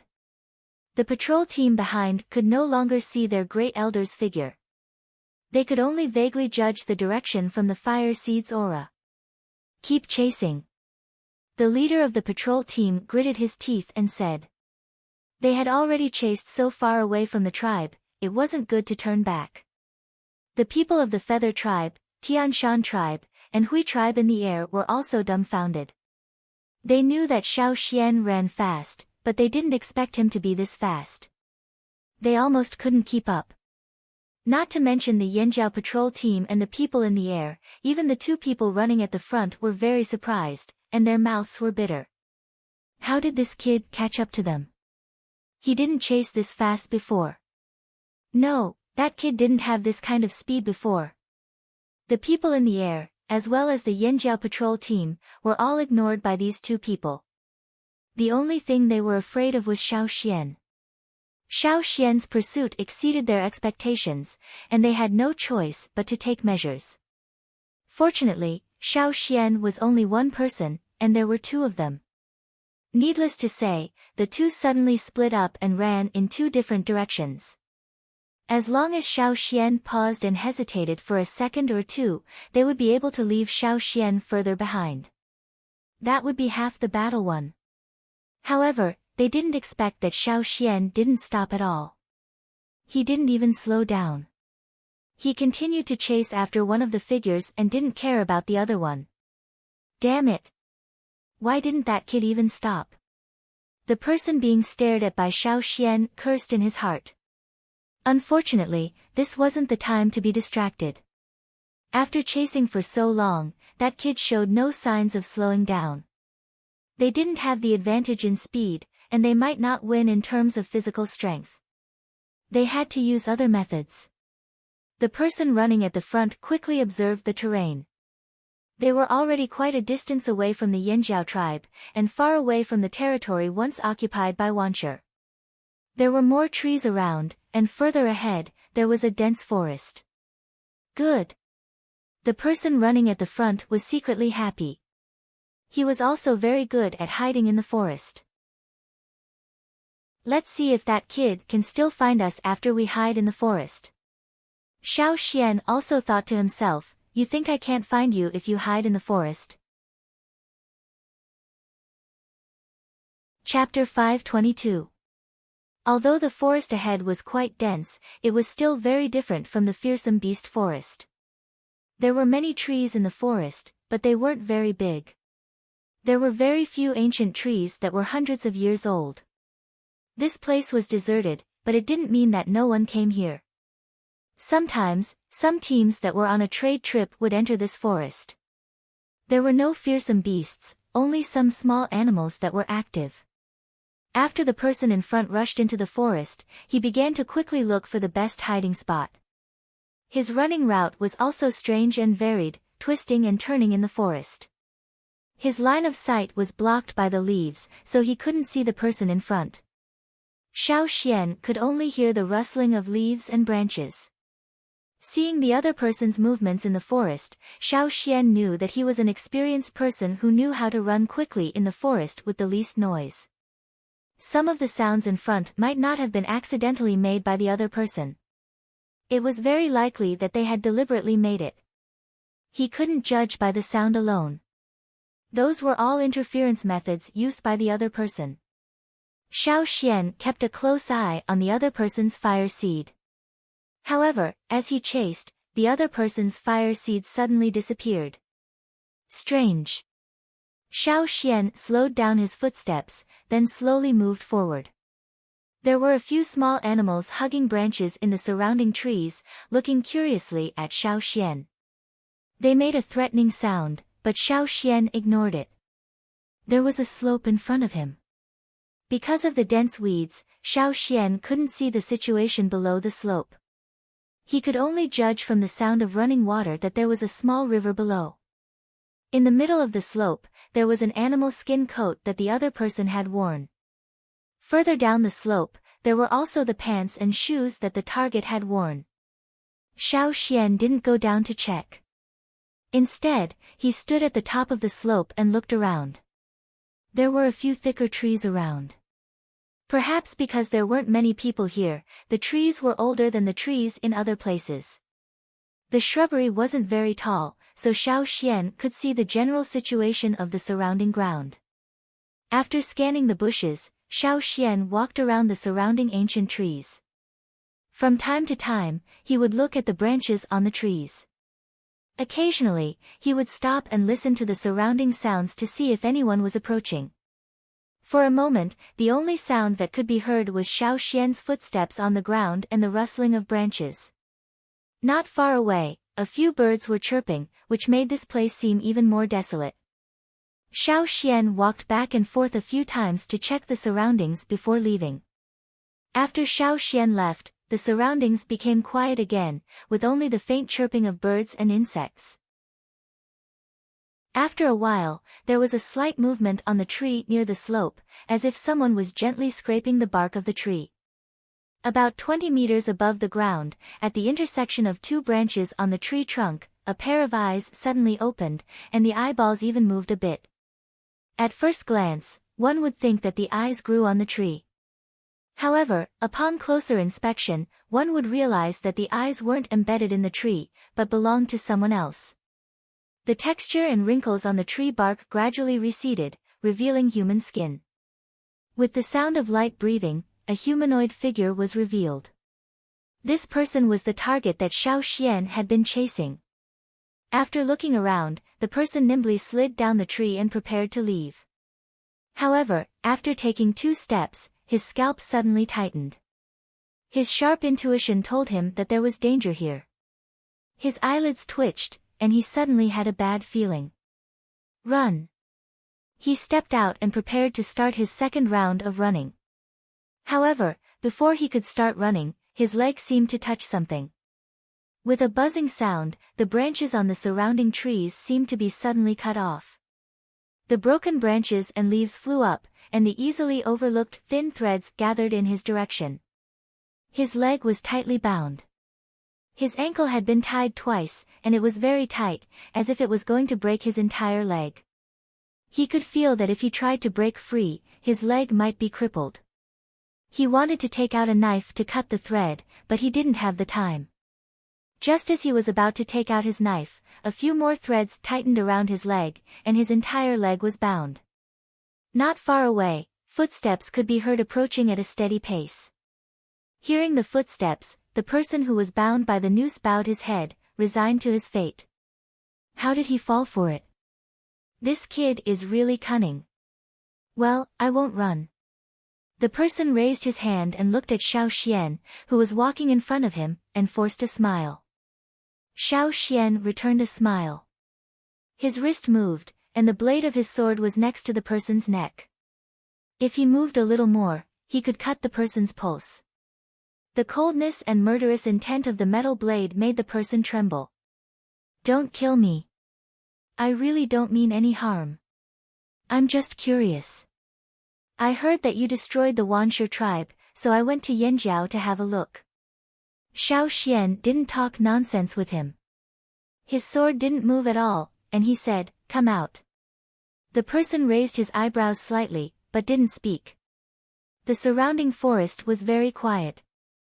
There were no human voices, only the sounds of insects and birds in the forest. You don't want to come out? Then I'll collect his corpse. Xiao Xian was about to cut down. Wait. A woman's voice, of unknown age, came from behind the bushes. She looked very young, but gave Xiao Xian a sense of weather-beaten maturity. Her face was very ordinary, the kind that was easy to forget. She was dressed like a Yanjiao tribesman. The patterns on her animal skin clothes were all Yanjiao-style flame patterns, and the bone ornaments she wore were similar to those of the Yanjiao tribesmen. If you only looked at her appearance, she wouldn't stand out at all among the Yanjiao tribesmen. No wonder this person could sneak into the territory of the Yanjiao tribe. If there's something we can talk about, there's no need to kill. The woman was still calm. You haven't killed him yet, so I guess you want to learn more from us. That's right. Xiao Xian withdrew his sword, but he didn't retract the worm silk that bound the person. The woman glanced at the person who was tied up and saw him shake his head. She knew that the thread that bound him wasn't ordinary and couldn't be easily broken. She had to think of another way. Xiao Xian pretended that he didn't see the exchange of glances between the two. He asked, "Who are you? Why did you come to the Yanjiao tribe? Don't tell me you sneaked in because you were curious. I don't believe that. If you continue to talk nonsense, I'll break your leg." Although Xiao Xian's tone was calm, the two of them knew that he wasn't joking. The sword that was placed on the person's neck just now was very real. If the woman didn't come out, the sword would have cut him down. Knowing that it wasn't easy to fool him, the person who was tied up thought for a while and said, "Robber 11. Robber 12. The woman who walked over said unwillingly. Seeing Xiao Xian frown and stare at them, Robber 11 said helplessly, "It's true, I'm not lying. I'm sure you've guessed that we're from the robber tribe. We're named according to our ranking." This was half true and half false. They were indeed named according to their ranking, but it was just a code name. They wouldn't say their real names so easily. Even the inner circle of the robber tribe didn't know what everyone was called. However, they wouldn't tell Xiao Xian about this. Xiao Xian didn't say anything. He just stared at the two of them and sized them up. The two of them felt a chill down their spines. Xiao Xian didn't suspect the origins of these two people. Although he looked calm on the surface, he was very surprised in his heart. He discovered something strange. In the past, he only felt that the fire seed of the robber tribe was special. Now, it seemed that the feeling wasn't wrong. The robber tribe was indeed different from the other tribes. Xiao Xian already knew that the robber tribe was a very special one. The members of this tribe were relatively independent and didn't live together like the other tribes. The mystery of this tribe was that until now, no one had been able to find out where this tribe was located. Many people hated them to the core and spent a lot of effort to find them. There were even many people who lost their precious items and shouted that they wanted to destroy the fire seed of the robber tribe so that the robber tribe had nowhere to steal. However, no one had ever succeeded. Of course, they couldn't succeed because the original fire seed of the robber tribe was probably long gone. Xiao Xian had always thought that Yanjiao was the first tribe to merge their fire seed. But now, it seemed that this wasn't the case. No wonder when he asked about the robber tribe in the past, everyone said that they were very mysterious. Their members were scattered and hard to understand. It was because they merged their fire seed that they didn't need to gather around the original fire seed. Their tribe structure had changed a long time ago. They went from gathering to being scattered, more like an organization. They did their own things on normal days and gathered together when something happened. It was no wonder that no one could find the main camp of the robber tribe. They didn't even have the original fire seed. Even if there was a fire pit, it was useless. What did you steal in Yanjiao? Xiao Xian asked. Nothing. We didn't even do anything and we were already discovered. Robber 11 shook his head. What he said was true. They were also depressed. How did they get discovered so quickly? Other than you two, who else snuck into Yanjiao? Xiao Xian asked again. I don't know. Robber 11 said, we don't know what the others were doing. They were all doing their own things. You really don't know? He went to the house where you buried the thing. Xiao Xian said. Robber 11 and Robber 12's expressions changed. How did Xiao Xian know that they buried the thing? Could it be that the thing had already been dug out by the people from Yanjiao? It was Robber 7. The two didn't intend to hide it. They didn't think there was anything to hide. They only told Robber 7 where they buried the thing. If someone went there, it was most likely Robber 7. 7. Xiao Xian looked up at the two in front of him. He was ranked in front of these two, which meant that his level was higher than theirs. No wonder he ran away so quickly. His reaction was faster than these two. Where did you steal the thing you buried? Xiao Xian asked. The two didn't say anything. They exchanged glances many times, probably thinking about how to deceive him. If you answer honestly, I can let you go. Really? The two looked straight at Xiao Xian, trying to discern the truth from Xiao Xian's eyes. Really? Chapter 523. In the forest, Xiao Xian followed the footsteps of the two in front of him. According to Robber 11 and Robber 12, the treasure was found in an underground cave not far from the Yanjiao tribe. At that time, the two of them started from the drumming tribe and followed the Yanjiao team to the old haunt. They planned to get something from the Yanjiao team. Because they stole the Water Moon King's stone from the Yanjiao tribe and other tribes, they had a lot of loot that affected their movements. They wanted to hide the loot first before continuing to follow the Yanjiao team. Just like before, they would find an inconspicuous place to hide the loot. When they were done, they would go back to dig up the loot and escape with it. It was at that time that they found an underground cave. Many tribes would find a place to dig underground caves. Some did it to hide food, some did it to prevent danger and build a place to hide. The place where the cave was located was probably where a small tribe used to live. But after the tribe moved or was destroyed, the cave was left behind. The cave was well hidden and uninhabited. It was surrounded by dense trees and bushes. If they didn't deliberately dig around to hide the treasure, they might not have found the cave.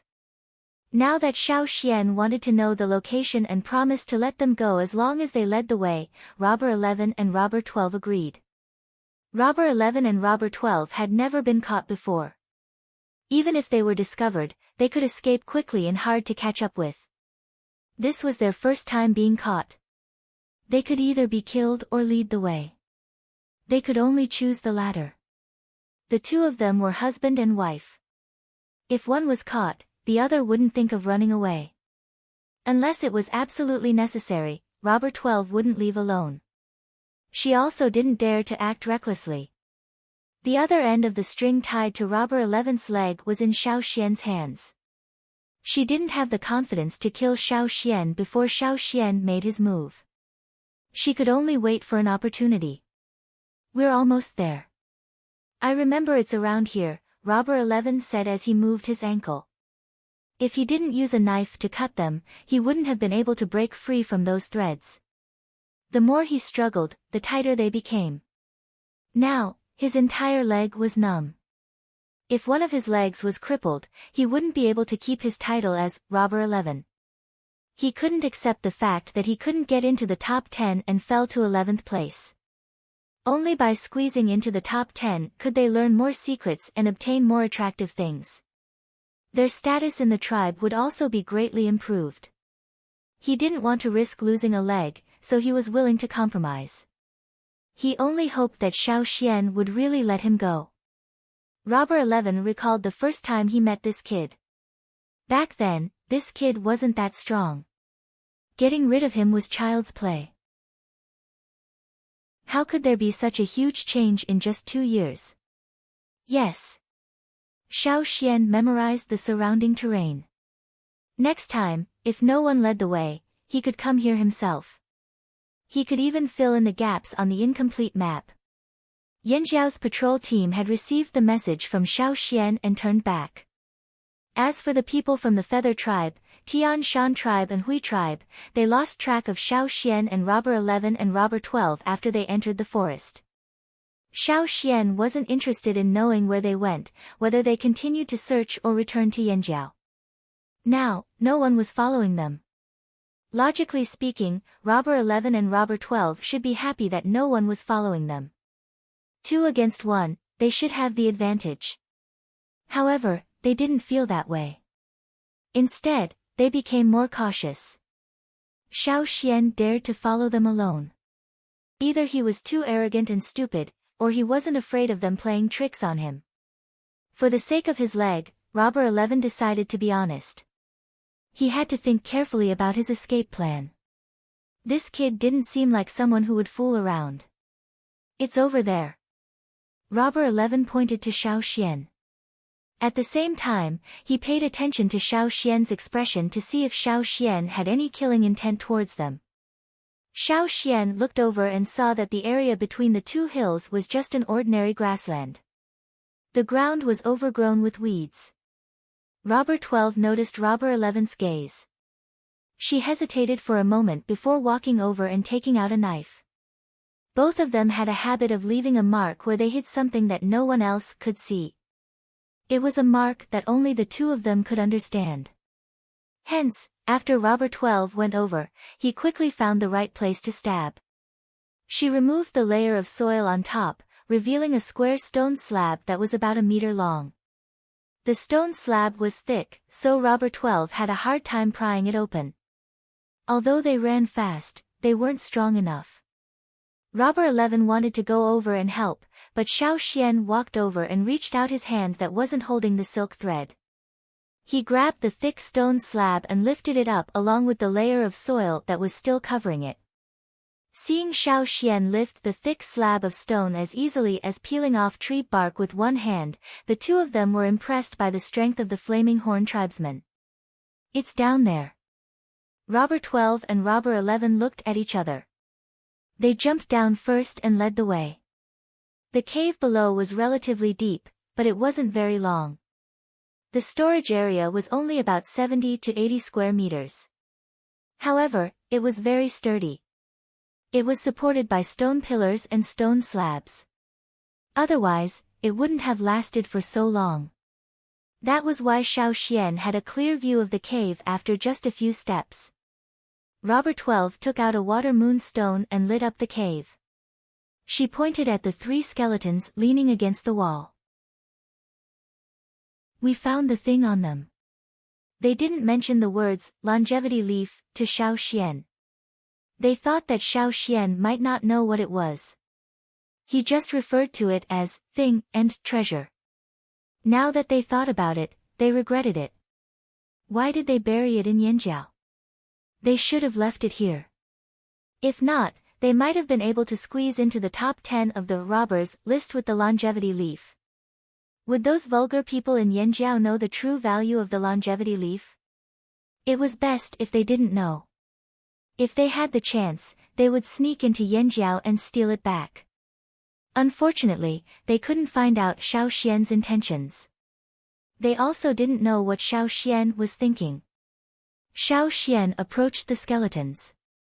Their clothes were no longer recognizable and there were no distinctive items on them to prove their identity. However, from the hardness of their bones and the degree of preservation, these people must have been powerful warriors.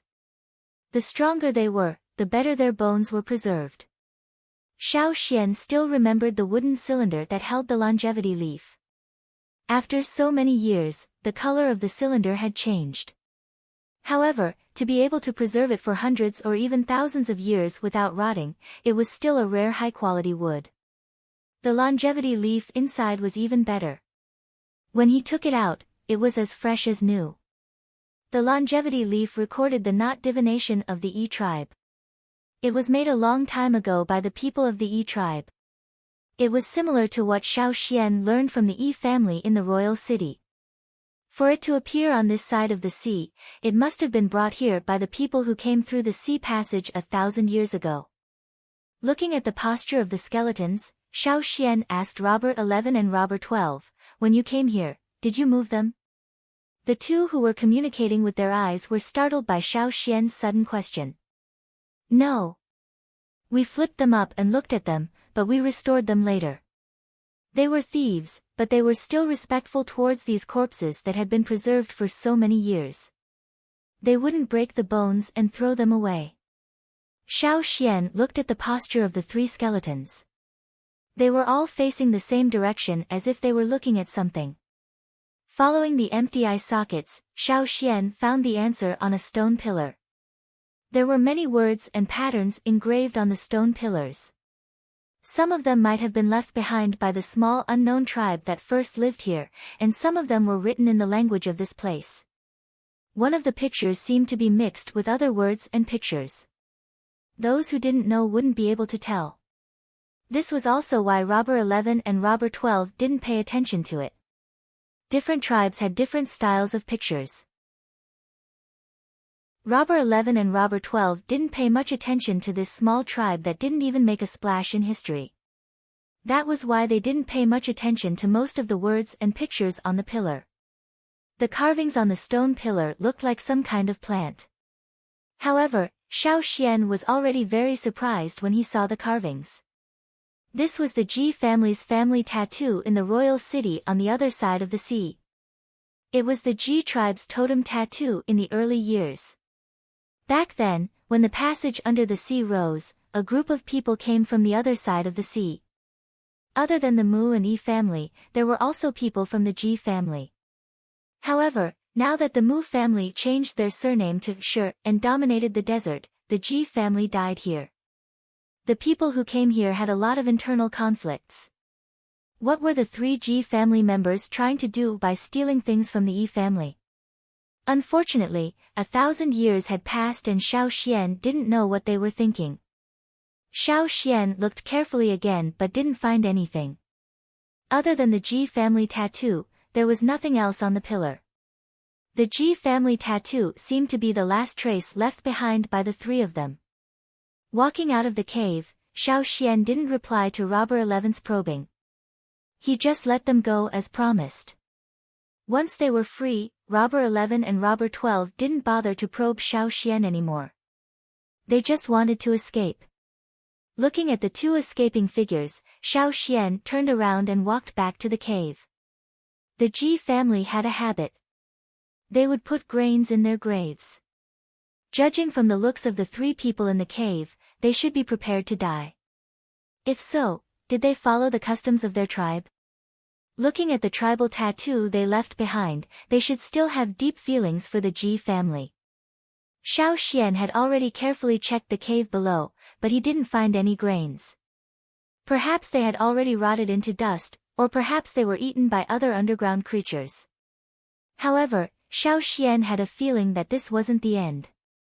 If they followed the customs of the Ji family, they should have placed a container for grains. It didn't have to be pottery, it could have been something else. But in reality, there was nothing. If they knew they were going to die and never return, what would they do if they had grains in their hands? Chapter 524. If it wasn't hidden in the underground cave, could it have been scattered on the ground? With the intention of probing, Xiao Xian walked around the cave and found a few plants that looked like grains. However, they didn't look like something the Ji family would leave behind because most of them belonged to the land here. Xiao Xian had seen similar plants in various places before. He heard that in the early years, there were tribes that planted them. However, as time went by, people gradually forgot about them due to the discovery of a higher yield type of grain. The reason he could see these grains that were popular thousands of years ago was because a small tribe used to live here. Moreover, the underground cave was left behind by that unknown tribe. The underground cave was used as a granary to store grains, so there would be some scattered on the ground. However, these weren't something the Ji family would care about. Even thousands of years ago, they wouldn't have brought these grains with them. If the Ji family carried them around, they must have thought that they were more precious. After looking around again, Xiao Xian still couldn't find anything. Could it be that the 3 Ji family members really didn't bring any seeds? Or perhaps, the seeds they brought had all rotted into dust. Or could it be that someone had already come here and dug everything away? No, that shouldn't be the case. Robber 11 and Robber 12 had only been here for 2 to 3 years. If someone came here earlier, they would have found the underground cave and the longevity leaf wouldn't have been taken away by Robber 11 and Robber 12. Was he wrong? Xiao Xian stood at the entrance of the cave and looked around. There were a lot of weeds and all sorts of unknown plants. There weren't many trees, only a few saplings that weren't growing well and a few scattered shrubs. Hence, the place seemed more spacious. There were indeed fewer trees in this place. The weeds looked lush, but that was only because there were many of them. When they were gathered together, they looked especially lush. However, when they were separated, each one of them didn't look as good.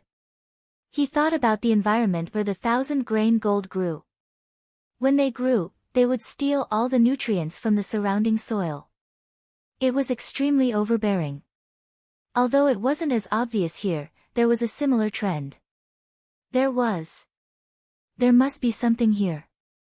Xiao Xian scanned his surroundings again, but this time, he didn't look for grain-like plants. Instead, he looked at all the plants that grew on the ground. Then, his gaze stopped on a plant that didn't even reach his knees. Earlier, Xiao Xian had been looking for grains and hadn't noticed these plants.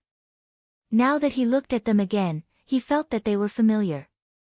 Xiao Xian often ran around in the forest, so he would find the plants in the forest familiar. However, this time, it was not the plants he had seen in the forest. After thinking about it carefully, Xiao Xian felt that this was very similar to a plant he had seen in Ji Ju's field. At that time, Xiao Xian had gone to look for Ji Ju. Ji Ju had brought him around the golden grain fields and he had seen many of the plants that were commonly grown there. There were crops for daily consumption and some more special plants. Among them, there was a plant that Ji Ju called veins of the sky. In the golden grain fields, there was a large plot of land specially set aside to grow it. Usually, there were people guarding it. The slaves were not allowed to go there at all and the stewards had to take care of it personally. However, Ji Ju didn't say much at that time and left with Xiao Xian. The golden grain fields were famous for their grains. Ji Ju had mainly introduced Xiao Xian to grains so they had only walked past the place where veins of the sky were planted.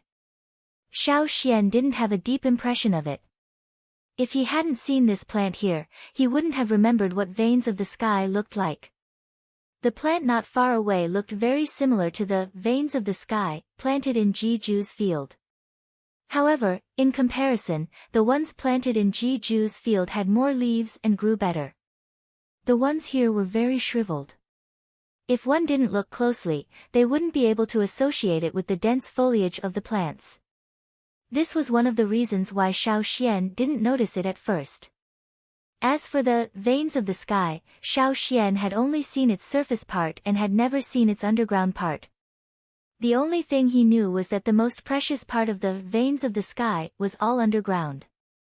Moreover, the veins of the sky looked very similar to the distribution of the meridians in the human body. They were born this way, so they were named veins of the sky. Was it really veins of the sky? Were these brought here by the 3G family members? After discovering one, Xiao Xian looked around. He saw a few more, but they weren't big and didn't grow as well as the ones in the golden grain fields. Xiao Xian stabbed his sword into the ground and took out a dagger. He planned to dig one up first. After taking 2 steps, he suddenly felt that something was wrong. Xiao Xian tilted his head and looked at a bush about 10 meters away from him. He had always thought that it was just an ordinary bush growing here, but now he felt that something was wrong. He turned around and walked towards the shrub. When he got closer, he realized that it wasn't a shrub, but a plant with many branches. The leaves on the branches weren't very big, but when compared to the vein of the heavens, he realized that the leaves on the branches were exactly the same. The only difference was that the stem of the veins of the sky wasn't made of wood. The one Xiao Xian saw in the golden grain fields wasn't made of wood either, but this one was. This veins of the sky could be said to be the best growing plant in this area. Although it was only half the height of a person, it was the largest of all the other veins of the heavens in the area. If the veins of the sky weren't herbs that only grew for a few years but could turn into wood and grow endlessly, then could this biggest veins of the sky have been left behind by the Ji family? But after 1,000 years, this was the only change the veins of the sky had. No matter what, this was still a huge discovery. Xiao Xian was excited. Although he was anxious to see how the biggest veins of the sky grew, he didn't touch it directly. He didn't know what the underground part of the veins of the sky was like. If he wasn't careful, he might accidentally destroy a treasure. So, Xiao Xian walked back, took the dagger, and carefully dug out the small one he had found earlier. Bit by bit, the soil was removed. This plant that didn't even reach Xiao Xian's knee revealed its roots. There were many roots. If not for the different stems and leaves, Xiao Xian would have thought he was digging up ginseng. However, this root was even finer and more numerous than ginseng. Xiao Xian was even more careful, trying his best to dig out this veins of the sky. The more he dug, the more shocked he became. When he saw the complete veins of the sky, Xiao Xian felt a chill run down his spine. It was too similar. It was too similar. When Xiao Xian first heard about the veins of the sky from Ji Ju, he only knew that the most useful underground part of the veins of the sky looked very similar to a human's meridians. Now that he saw it for himself, he knew how similar it was. The roots he dug out were no more than the length of a palm. Each of the thin roots seemed to correspond to a meridian in the human body. Which part was thick, which part was thin, which part was long, which part was short, which part was forked. More than 90% of them corresponded. The veins of the sky lived up to its name. Xiao Xian didn't know what the veins of the sky were used for. Ji Ju didn't mention it at the time, only telling Xiao Xian that it was a plant used for medicinal purposes. However, looking at it, it should be related to meridians, right? After digging out one, Xiao Xian looked around again. Now that he was looking for the veins of the sky instead of staring at the grains, he realized that there were quite a few veins of the sky growing in this area. Xiao Xian just looked around 50 meters and saw more than 20. However, those were not big and didn't grow very well. Perhaps the biggest one had stolen all the nutrients. Xiao Xian planned to dig these up and bring them back to take a look. It would be even better if they could be transplanted. Since Ji-ju was willing to open up such a large piece of land in the field just to plant the veins of the sky, and even guarded it with so many soldiers, it must be something extraordinary. After chasing Robber 11 and Robber 12 for so long and spending so much time running here, Xiao Xian didn't plan to return to the tribe tonight. He decided to stay here and guard it first. He went to the forest to hunt a wild boar and found some fruits for dinner. During the hunt, Xiao Xian saw a flying squirrel being hunted. This kind of thing happened all the time in the forest and could be seen everywhere. If it was in the past, Xiao Xian wouldn't even look at it. However, today, Xiao Xian stepped in and saved the injured flying squirrel that was about to be swallowed. It wasn't that Xiao Xian suddenly decided to be kind. He thought of the veins of the sky and wanted to use this flying squirrel to test its use. The flying squirrel that was tied up by Xiao Xian screamed in fear and struggled with all its might. However, it couldn't break free from the rope no matter how hard it tried. He waited for Xiao Xian to finish off the wild boar and fill his stomach before bringing the flying squirrel over. He didn't bring it too close. This little thing's claws were sharp and it could bite. Xiao Xian held the flying squirrel in one hand and the veins of the sky that he dug up today with the other hand. He moved the roots towards the flying squirrel.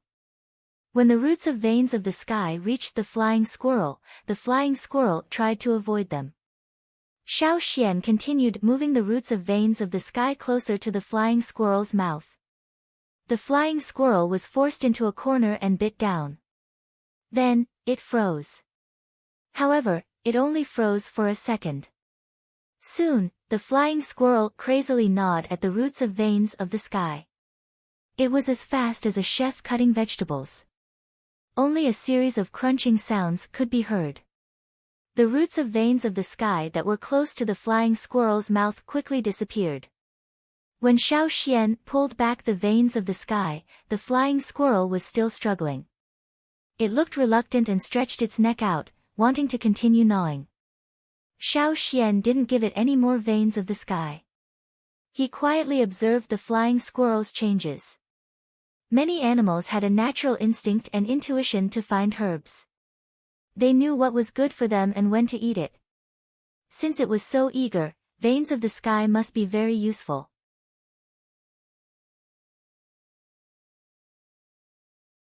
Chapter 525. Before the root of vein of the sky was broken, its smell was similar to that of ordinary tree roots. Xiao Xian did not smell anything special. Even this flying squirrel, when Xiao Xian extended vein of the sky to it, was very reluctant at first. It only thought that vein of the sky was a threat from Xiao Xian, a stranger. However, when this flying squirrel bit off one of vein of the sky's thin roots, a light bitter smell wafted out. Xiao Xian had never tasted it before, so he did not dare to eat it carelessly. Eating carelessly in the forest could lead to death. Even totemic warriors with relatively strong stomachs could not avoid this. Not long ago, someone saw a plant in the forest that looked very similar to the vegetables they grew. After eating a little, he ended up having diarrhea for 2 days. Therefore, Xiao Xian could only use this flying squirrel as a test subject. After Xiao Xian took back vein of the sky, this flying squirrel struggled fiercely at first, wanting nothing more than to follow the vein of the sky. But soon, its struggling slowed down. Finally, as if it had fallen asleep, it did not move at all. Only the slight rise and fall of its body proved that it was still alive. However, the wounds on the flying squirrel's body were bloody and deep. The wounds on its back and other parts of its body had stopped bleeding long ago. Not only that, the blood had coagulated and was forming scabs. On its leg, where a piece of flesh had been torn off, it was also changing. If this flying squirrel's injuries were left untreated, it might not survive the night. It had lost too much blood, and there were many bite wounds. It could not even walk. The longer it was delayed, the worse its injuries would worsen. But now, it was recovering. There were still some sparks in the fire. After eating the wild boar, Xiao Xian did not add any more firewood. Now, In order to see the flying squirrel's changes more clearly, Xiao Xian held up the water moonstone to light up the fire. Wild beasts approached, their green eyes flashing in the forest. However, Xiao Xian's aura was very strong. They felt that he was not easy to deal with, so they lingered for a while before leaving unwillingly. Xiao Xian had been observing the changes on the flying squirrel's body. He did not have time to care about the wild beasts, so he did not hide his aura. He released his aura to intimidate the wild beasts that wanted to approach, saving him a lot of trouble. Xiao Xian sat on the ground and tied the flying squirrel's rope to a tree branch. He did not sleep for the entire night, so he kept an eye on the flying squirrel. Early in the morning, the flying squirrel, who had been tied to the tree, moved and woke up from his deep sleep. When he woke up, he probably remembered that he was tied up. Fei Shu's movements became more violent, especially when he saw Xiao Xian. He screamed in protest. Although Xiao Xian had given it the vein of the sky and saved its life, it would not let down its guard against Xiao Xian just because of this. Wild animals were very cautious. If it let go, it would bite Xiao Xian again. Xiao Xian looked at the scabs on its body. As the flying squirrel struggled, the scabs fell off, revealing a patch of soft, hairless skin. The most serious injury was its leg.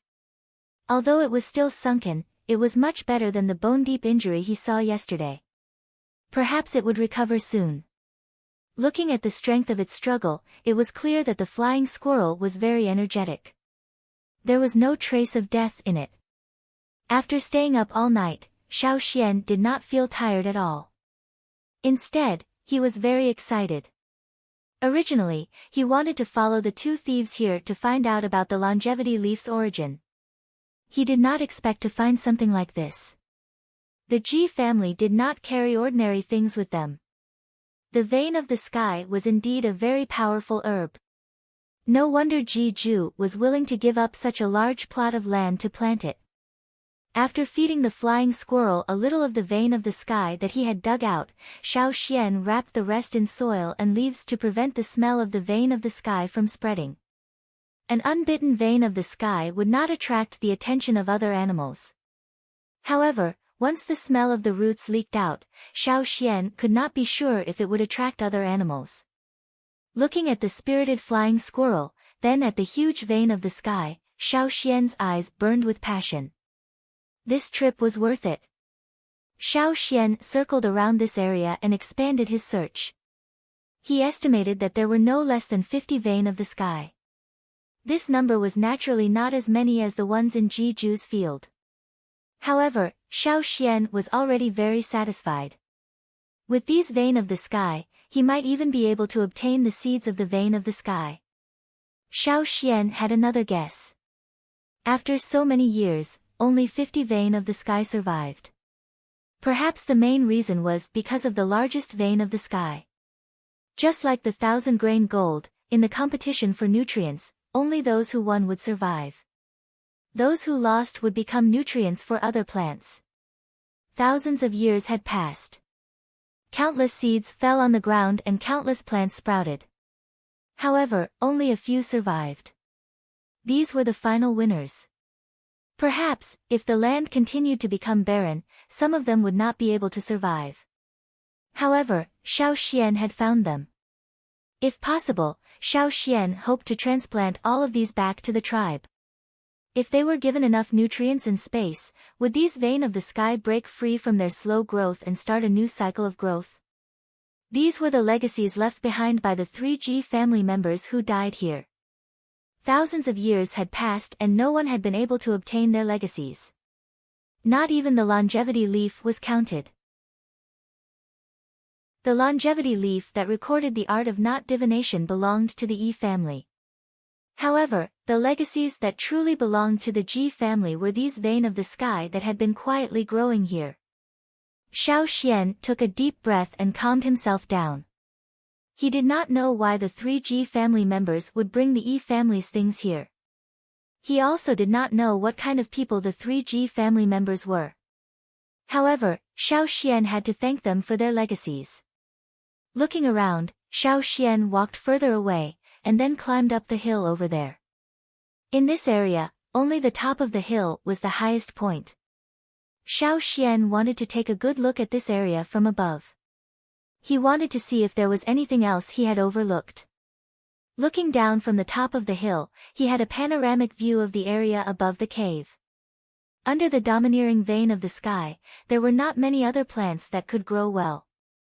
Even if they could, their growth would be sluggish. Xiao Xian could see all of these plants clearly from his vantage point. His gaze swept across the ground below, away from the area around the cave, and into the distance. There, the grass was denser. In the calm, all sorts of plants fought for nutrients, silently killing each other without anyone noticing. Over there, it was an ordinary mountainous area. There was no strong or weak distribution like the vein of the sky. Xiao Xian decided to stop here and head down the hill to dig up the vein of the sky. Suddenly, he saw a familiar figure. That was, Xiao Xian looked over, his eyes almost popping out of their sockets. Cabbage? Chapter 526. Xiao Xian couldn't believe his eyes when he suddenly saw this familiar figure. He stared at it carefully for a while to make sure he wasn't mistaken. Then, he hurried down the hill and walked in that direction. He hadn't paid much attention to it when he was walking in the forest. He even walked back and forth a few times, but he didn't pay attention to the figure that looked like a cabbage. It was because it was too big. There were all kinds of strange plants in the forest. Xiao Xian didn't know how many plants that looked like leaves he had seen, so he didn't pay much attention to it when he walked past. But standing on the hill and looking down, Xiao Xian couldn't calm down when he saw the figure clearly. The leaves were quite similar, but its appearance was too similar to a cabbage. It was just that this cabbage was taller than Xiao Xian himself. Xiao Xian came to the plant that looked like a cabbage and took a closer look. He could hear the sound of something shattering in his ears. Turning his head to look, Xiao Xian saw a bug as thick as an arm lying on a wide leaf outside the cabbage. It was gnawing a hole in the leaf. Probably sensing Xiao Xian's arrival, the unfamiliar aura gave it a sense of crisis. It stopped gnawing on the leaf and raised the front half of its body to face Xiao Xian. If Xiao Xian hadn't been prepared and knew that this was just a bug gnawing on a leaf, he might have mistaken it for a snake when he saw such a scene. The spots and patterns on the front of the bug looked like a green poisonous snake in the forest. Even the fine lines on the scales were very clear, especially the two lines that looked like eyes. It was very scary. Suddenly, it looked like a snake was staring at him. This was also one of the bug's life-saving methods. However, Xiao Xian had seen many similar bugs, so he wasn't scared by it. He even stood to the side and observed it with interest for a while. Perhaps it felt that Xiao Xian was no longer in danger, so the bug crawled back and continued to gnaw on the leaf. Some bugs in the forest would take years or even longer to transform into butterflies or moths. This bug was probably not far from transforming. Xiao Xian moved his gaze away from the bug and continued to look at the cabbage in front of him. He raised his hand and cut off a piece of the leaf with a dagger. He sniffed it and found it to be okay. There wasn't any strange smell, but Xiao Xian didn't eat it. He might not be able to eat something that the bug could eat. He took the leaf and walked over to the flying squirrel that was hanging on the tree. Unfortunately, the flying squirrel didn't show any interest in the leaf. It only bit when it was irritated, it didn't eat it and spat it out. After a few tries, Xiao Xian watched as the flying squirrel bit the leaf angrily. Nothing happened and Xiao Xian was overjoyed. He stopped tormenting the flying squirrel. He walked around the surrounding forest. Because of the vein of the sky, the other plants didn't grow well near the hole. Xiao Xian didn't see any plants that looked like cabbages, so he had to look further away. Just like the one he had just found, it was found a little further away from the cave. It was quite a strong plant to be able to squeeze out a place to grow in the forest. Xiao Xian hadn't paid attention to it before because he hadn't paid attention to plants that were taller.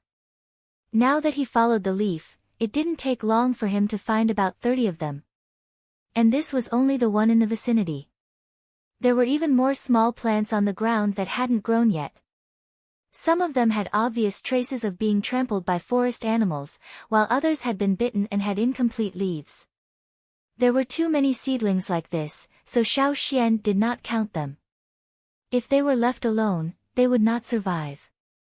They would either be trampled to death by the animals in the forest, or starve to death by other plants. After looking around, Xiao Xian returned to the hole. Last night, he had been watching the flying squirrel and the effects of the vein of the sky. He hadn't slept at all.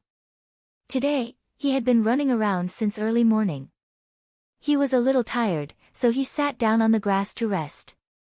He ate the leftover meat from yesterday to relieve his hunger. Xiao Xian thought about the origin of these cabbages. Did they really grow here naturally? There were also people who grew vegetables here.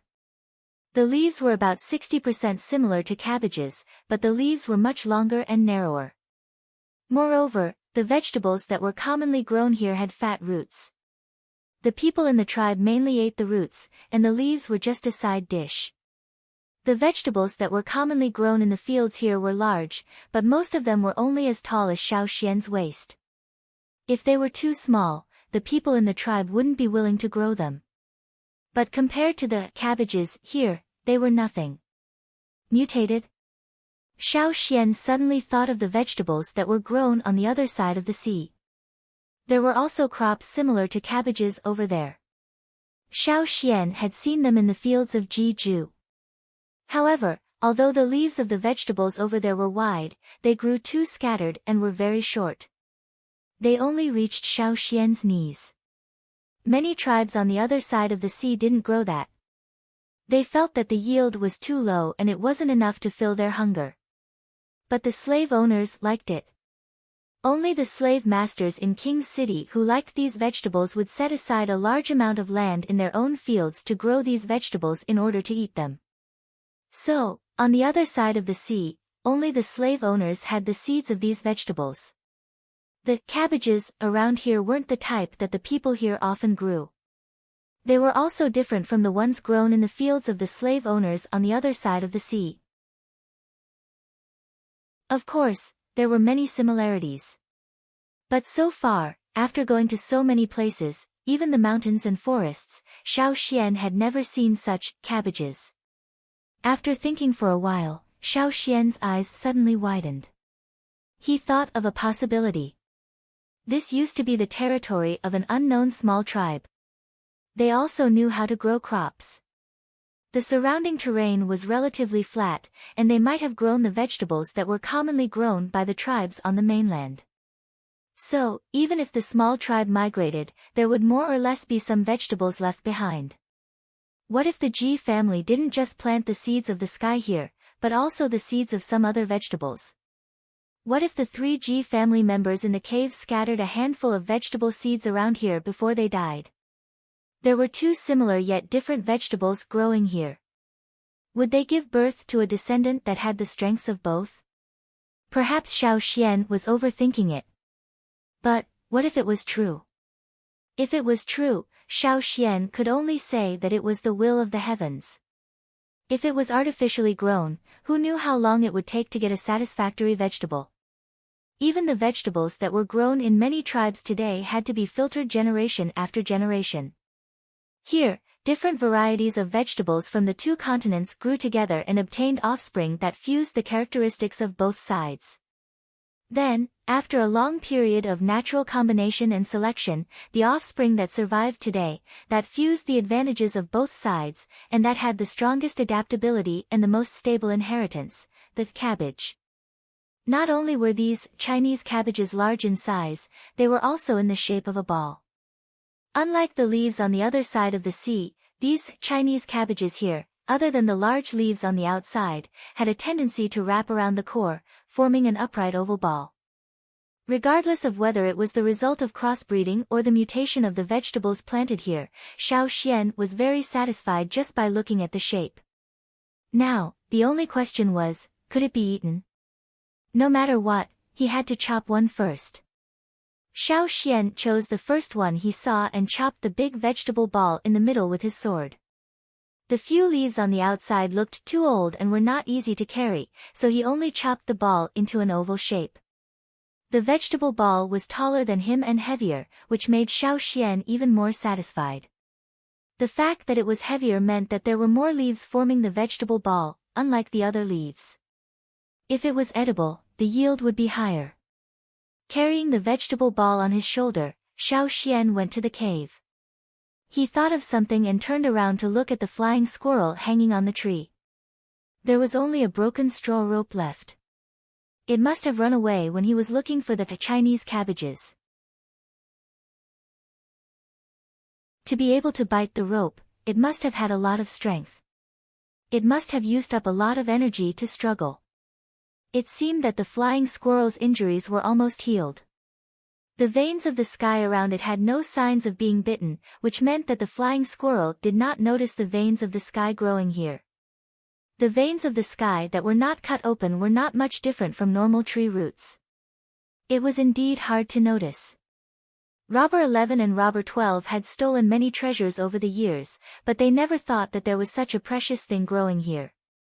Perhaps, they had never thought about plants at all. After all, who would just throw a treasure on the ground?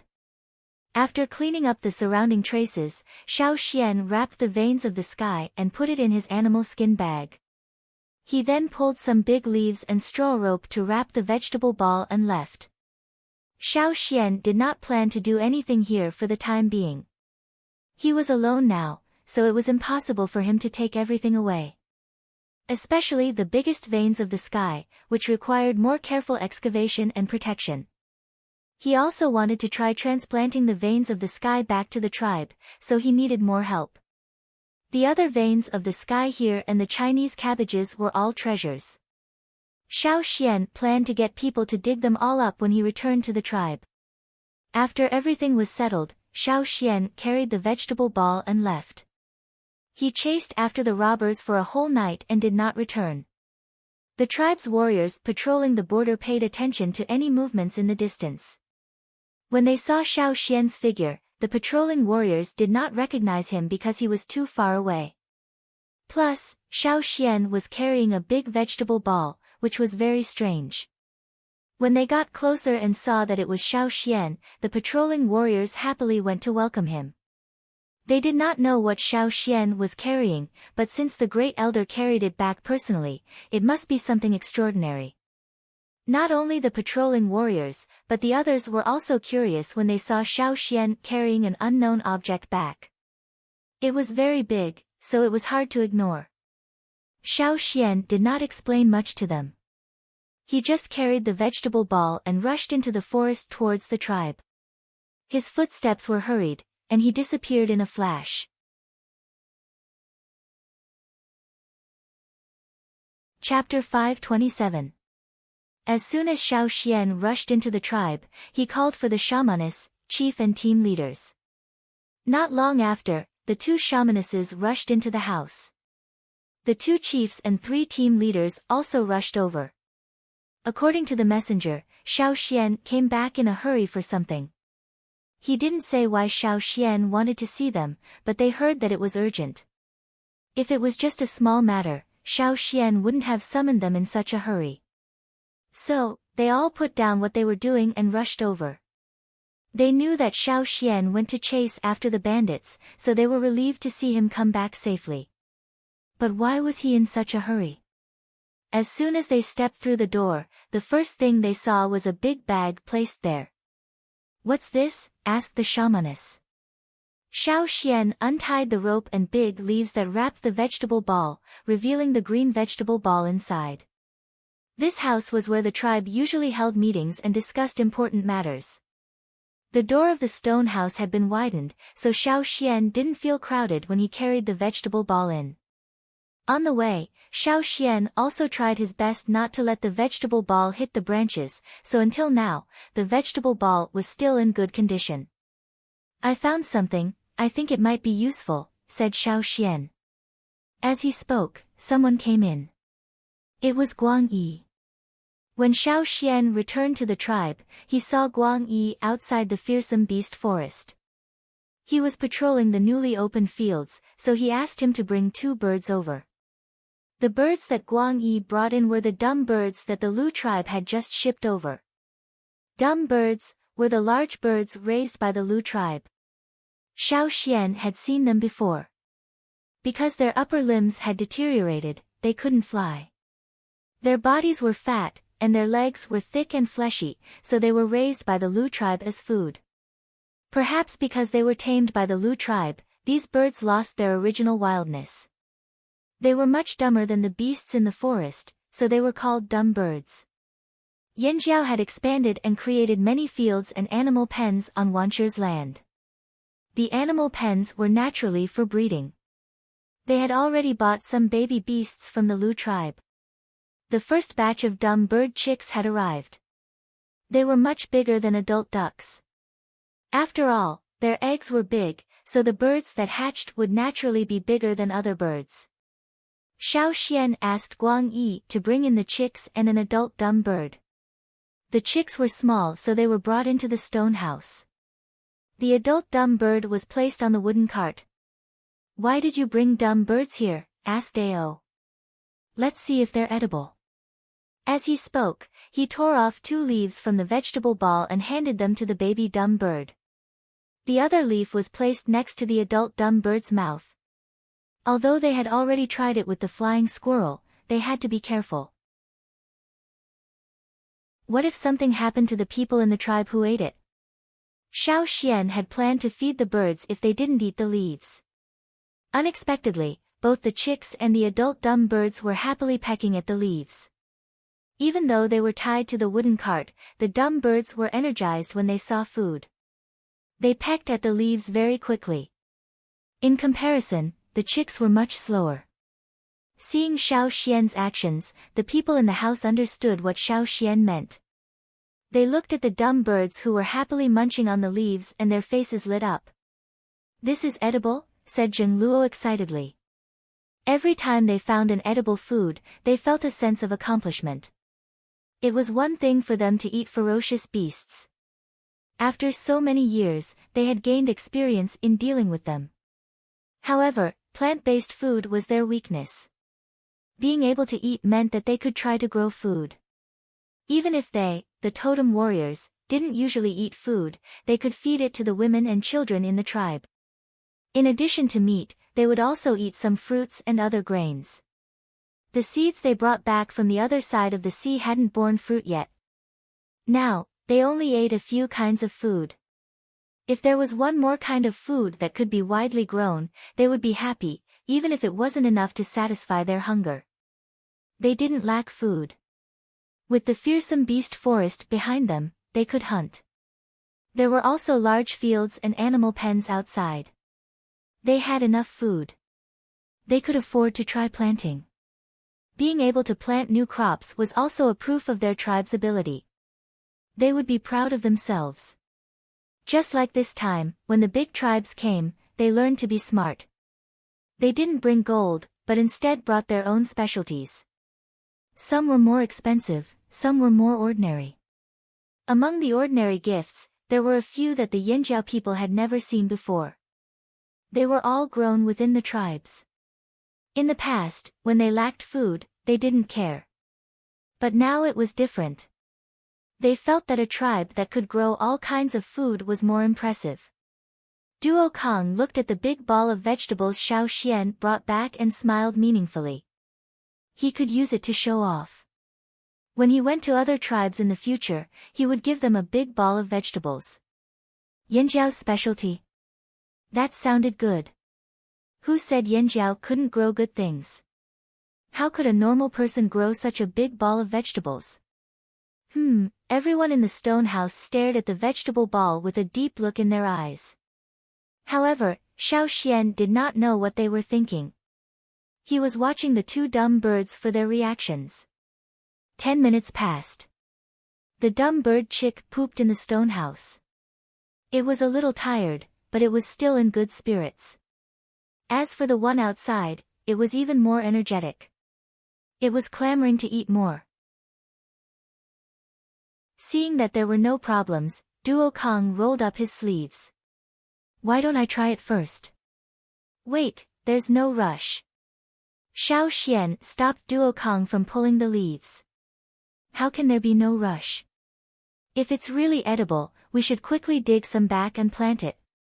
What if the other tribes get it first? Duo Kong still wanted to use it to show off. That's not the most important thing. As he spoke, Xiao Xian took out the vein of the sky wrapped in leaves from the animal skin bag. When he wrapped it, he put soil inside. After removing the soil, he carefully brushed it clean with a brush. Xiao Xian held up the vein of the sky, which was missing a small part of its roots, for everyone to see. It feels. Gigu couldn't explain it. He just felt that it was familiar. Ta looked at the vein of the sky's roots and felt a chill. I think I've seen it before, but I've never seen it before. Ta's words were contradictory, but everyone knew that when he said he had seen it before, he meant that he felt it was familiar. But they had never seen this plant before. Xiao Xian understood everyone's feelings.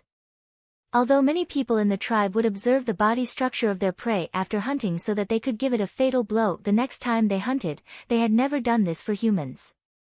They knew the general distribution of the meridians because when they used their totemic power, they would have a hazy feeling. Following the direction of their totemic power, they could see the meridians in their body. That was why Guihe, Ta, and the others had said that he looked familiar. It looks similar to the meridians in our body. Because it grows like this, it's also called the vein of the sky. Xiao Xian said. Vein of the sky. Zheng Luo and the old shaman shouted at the same time. When they were on the other side of the sea, they had heard about the vein of the sky, but they had never seen it before. It was said that only the people in the royal city had it.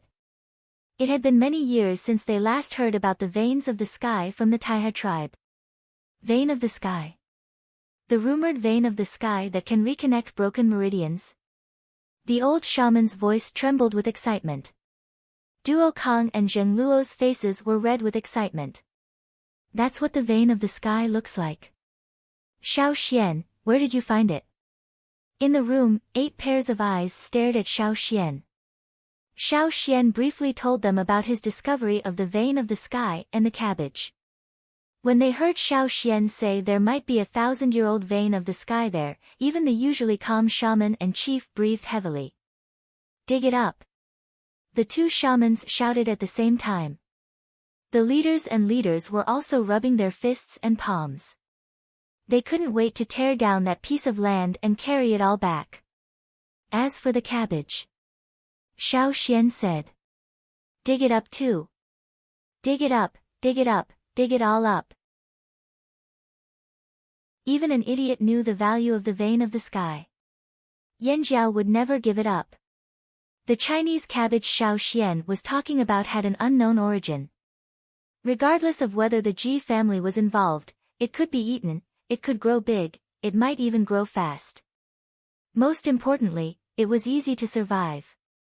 What were the Yanjiao farmers afraid of? It wasn't a bad harvest.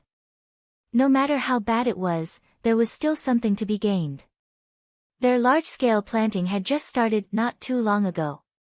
Everything was still in the trial and error stage. It was impossible for them to compete with other tribes who were good at planting. There had to be a process of practice. If they could succeed, perhaps it would be a big breakthrough for the Flaming Horn tribe. It would also give everyone enough confidence. In the ancestral records, the glorious Flaming Horn tribe was not only strong in terms of fighting, but also in terms of farming, breeding, and handicrafts. The current Flaming Horn tribe had just woken up from a deep slumber. If they wanted to regain their former status, they still needed to work hard from all sides. The cabbage was a piece of juicy meat to them. They wouldn't give it up either. They discussed in the house for a while, then looked at the 2 dumb birds. The young one was looking around curiously while the one outside was dozing off out of boredom. It was not poisonous and could be eaten. This solidified everyone's resolve. There wasn't much time for them to do more experiments. They were worried that someone else would find out about the land. They wanted to do more experiments and move everything back first. Thus, not long after Xiao Xian rushed back, he left with a large group of people. One of them was the chief, two of the leaders, and many of the smaller leaders. The tribe didn't want to keep it a secret either. Perhaps other tribes would secretly follow them, but the land belonged to Yanjiao. Who would want to steal it? They didn't say much, just do it. Chapter 528. This time, Zhengluo, Duo Kang and Gigu went out with Xiao Xian. Generally speaking, the people on the other side of the sea had more experience in planting and digging.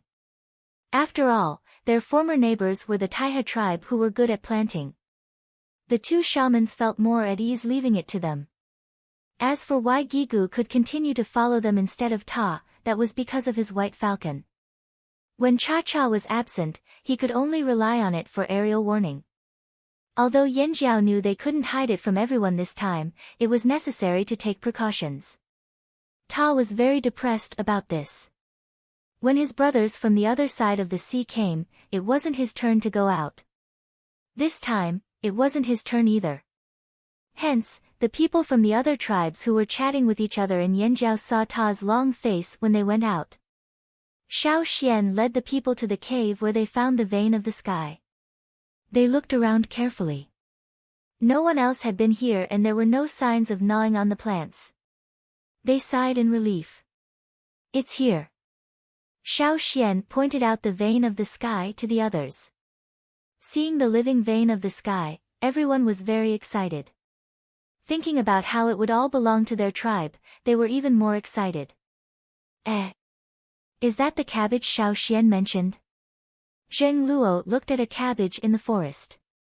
Xiao Xian had only brought back a ball of cabbage, but here was a whole one. If Xiao Xian hadn't pointed it out, Zheng Luo wouldn't have guessed it. Yes, that's it. I only cut the ball in the middle. Seeing such a big cabbage, Zheng Luo nodded in satisfaction. Without further delay, he divided the teams. Who was responsible for guarding, who was responsible for digging the cabbage and who was responsible for digging the vein of the sky? Knowing that this place was full of treasures, the group of rough flaming horn tribesmen were particularly cautious. They took small steps forward. Before they came, the shamans and chiefs had already told them what to do. Because they knew how precious these things were, they were very careful. They were overly careful, afraid that they would accidentally step on a plant and kill it. They had to be gentle when dealing with these precious plants, unlike how they usually hunted. It was difficult for Yanjiao people to say the word gentle. Considering that some people were not good at recognizing plants, and the vein of the sky was a plant that was highly valued by the tribe, Xiao Xian circled each vein of the sky so that it would be easier for others to dig. When Zheng Luo gave the order to dig, the soldiers who usually swung stone sticks thicker than a man to smash the beasts now held palm-sized shovels and carefully dug. After digging for a while, he turned his head and asked Xiao Xian, First Elder, is this the right way for me to dig? He dug again and asked Zheng Luo, Chief, should we continue digging? Dig! Dig! Hurry up! Stop dilly-dallying. When are you going to finish digging like this? Zheng Luo couldn't stand it anymore.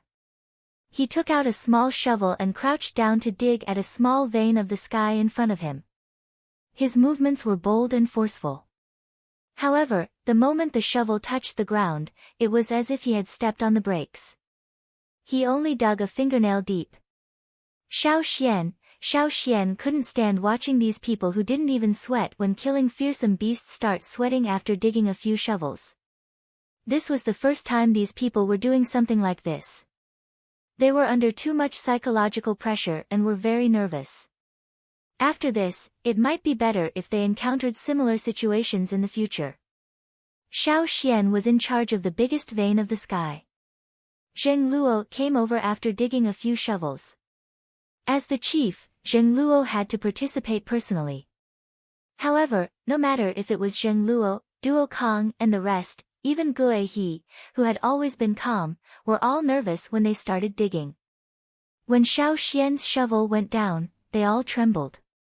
They were worried that Xiao Xian would damage the vein of the sky, but they also knew that it wasn't a good idea to be so nervous. In the end, they could only follow Xiao Xian and dig. Their goal was to bring the tree back and transplant it. They just had to ensure that the roots were intact. There was no need to dig up all the soil, so Xiao Xian and the others basically started digging from the outer parts.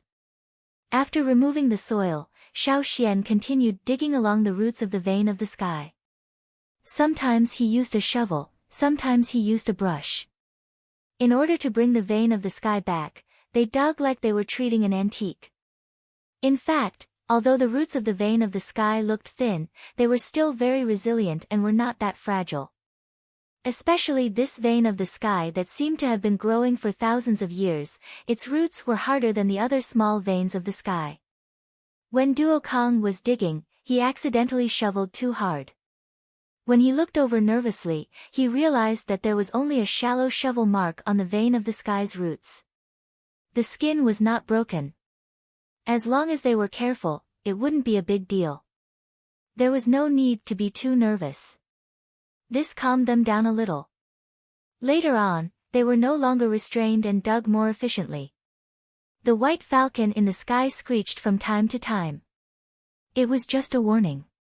If anyone ignored the warning and barged in, the Yanjiao people would have to take action. Caesar was brought out by Xiao Xian and defended with the other warriors in the forest. A wolf's nose was more sensitive than a human's and could detect places that the warriors overlooked. When the sun was about to set, the largest vein of the sky had been dug out. Its roots were too long, and the area it covered was much larger than the parts on the ground. It looked like it was made up of the meridians of a 10-meter-tall giant. After digging it out, Xiao Xian wrapped a large piece of linen cloth in the soil and wrapped the roots of the vein of the sky. They couldn't stay here for too long. They were carrying treasures and they couldn't hide their movements from others. If they stayed here for a night, who knew what would happen? The safest thing was to return to the tribe as soon as possible. "Are you done with the rest?" asked Xiao Xian. "Almost. We've dug out all the veins of the sky we can see, no matter the size. We still haven't dug out the small cabbages you mentioned," said Zheng Luo. "Forget about that. Wrap up the ones we dug out and bring them back. We'll dig up the rest later. You guys tidy up first. I'm going down into the cave." Xiao Xian lifted the stone slab at the entrance of the cave with a jar and jumped in. Inside the cave, the 3 skeletons were still lying there in their original positions. Perhaps they had been in this position for nearly 1,000 years. Xiao Xian had already prepared a small clay pot and placed it beside the 3 skeletons. There were some grains in the pot. According to the tribe's rules, whoever found it kept it. Whoever stole it kept it. That was why it wasn't a big deal to dig up everything here. Xiao Xian didn't think much of it. Moreover, most of the Ji family in Royal City still had a grudge against Yanjiao. The people of Royal City had hunted them down on the other side of the sea. Although he didn't know the identities of these 3 people or what had happened in the past, Xiao Xian still decided to come. It had nothing to do with the Ji family in Royal City or anything else. When Xiao Xian was with Ji Ju once said that if Xiao Xian encountered a similar situation one day, he hoped that he could place a jar of grains beside the people who couldn't go home. He didn't ask for much, just a jar of grains. Compared to the other Ji family members in Royal City, Ji Ju treated Yanjiao well and helped Xiao Xian a lot. The seeds and planting techniques in Yanjiao were all taught by Ji Ju. Xiao Xian was willing to do what Ji Ju said. Coming out of the hole and looking at the sky, Xiao Xian, Zheng Luo, and the others carried the things they dug up and headed back to the tribe. They wanted to get back before the sky turned completely dark. It was already late and many things couldn't be seen clearly. The people who secretly followed the Yanjiao team in the distance could only see the Yanjiao warriors carrying things. Some people went to the hole after Yanjiao left but couldn't see anything on the ground. There were traces of digging everywhere but they couldn't see anything important. Before the Yanjiao team left, they turned the place over again to erase the important traces. These people could only guess that the Yanjiao people had dug up something here but couldn't know what it was. In fact, the Yanjiao people didn't keep everything a secret. There were rumors about the cabbage, so some people in the tribe knew that Xiao Xian had found a new kind of food outside and brought people to dig for it. As for the veins of the sky, even the people in the tribe didn't know about it. The next day, the people from the other tribes in Yanjiao stayed up all night with doubts. When they woke up in the morning, they heard that Yanjiao had made a big move and hurried over to take a look. A part of the newly reclaimed land had been blocked off with a tall wooden fence, leaving no gaps. There were also many soldiers standing guard outside, preventing others from approaching. The Tian Shan people couldn't help but be curious. They wanted to ride their eagles up to take a look but were forced back down by the patrolling team's arrows. The patrolling team's attitude was firm. You have to listen to me in my territory. You can't be so impudent. You're pissed. If you're pissed, you can leave. What are you still doing here? Friendly exchange? What kind of friendly exchange is this? The next time they see you, they won't just force you down. They'll shoot you down. It was rare for the Tian Shan tribesmen to not start a fight. They were too curious. What did the flaming horns bring? Why are they guarding it so tightly? The others also advised them to be patient. They had to figure out Yanjiao's situation first. However, when they finally figured out what the flaming horns were growing, their interest was gone. A new kind of food. Among these tribes, which one of them had less food? Only the Tian Shan and Hui tribes on the grasslands didn't plant much, so they weren't interested. A new type of food was indeed not very attractive to these tribes. Why were they guarding it so tightly for such a small thing? Yanjiao was so stingy. Ignorant. At the same time, in the forest, the veins of the sky had been planted in the tribe's fields. After a few days of adaptation, the veins of the sky in the ground began to show signs of life. Especially the small veins of the sky. Before, they were suppressed and their growth was slow.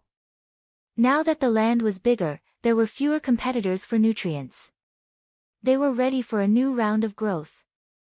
Looking at the veins of the sky in the ground, the two shamans smiled. The cabbages outside attracted most of the people's attention. These veins of the sky were very low-key. We have to send more people here. Definitely. We can't relax on the cabbage fields outside. Got it. As the shamans and chiefs spoke, Xiao Xian suddenly looked in a direction. What's wrong, Xiao Xian? Asked Zheng Luo. There's been a lot of thieves lately.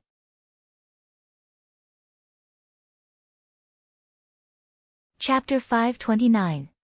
Hearing Xiao Xian's words, everyone's expression changed. Someone else is here? Ao asked. Yeah. Xiao Xian nodded. But he ran away again.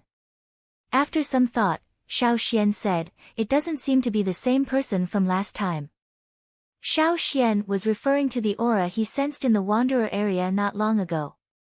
The aura he sensed now was similar to the one he sensed before, but it was different.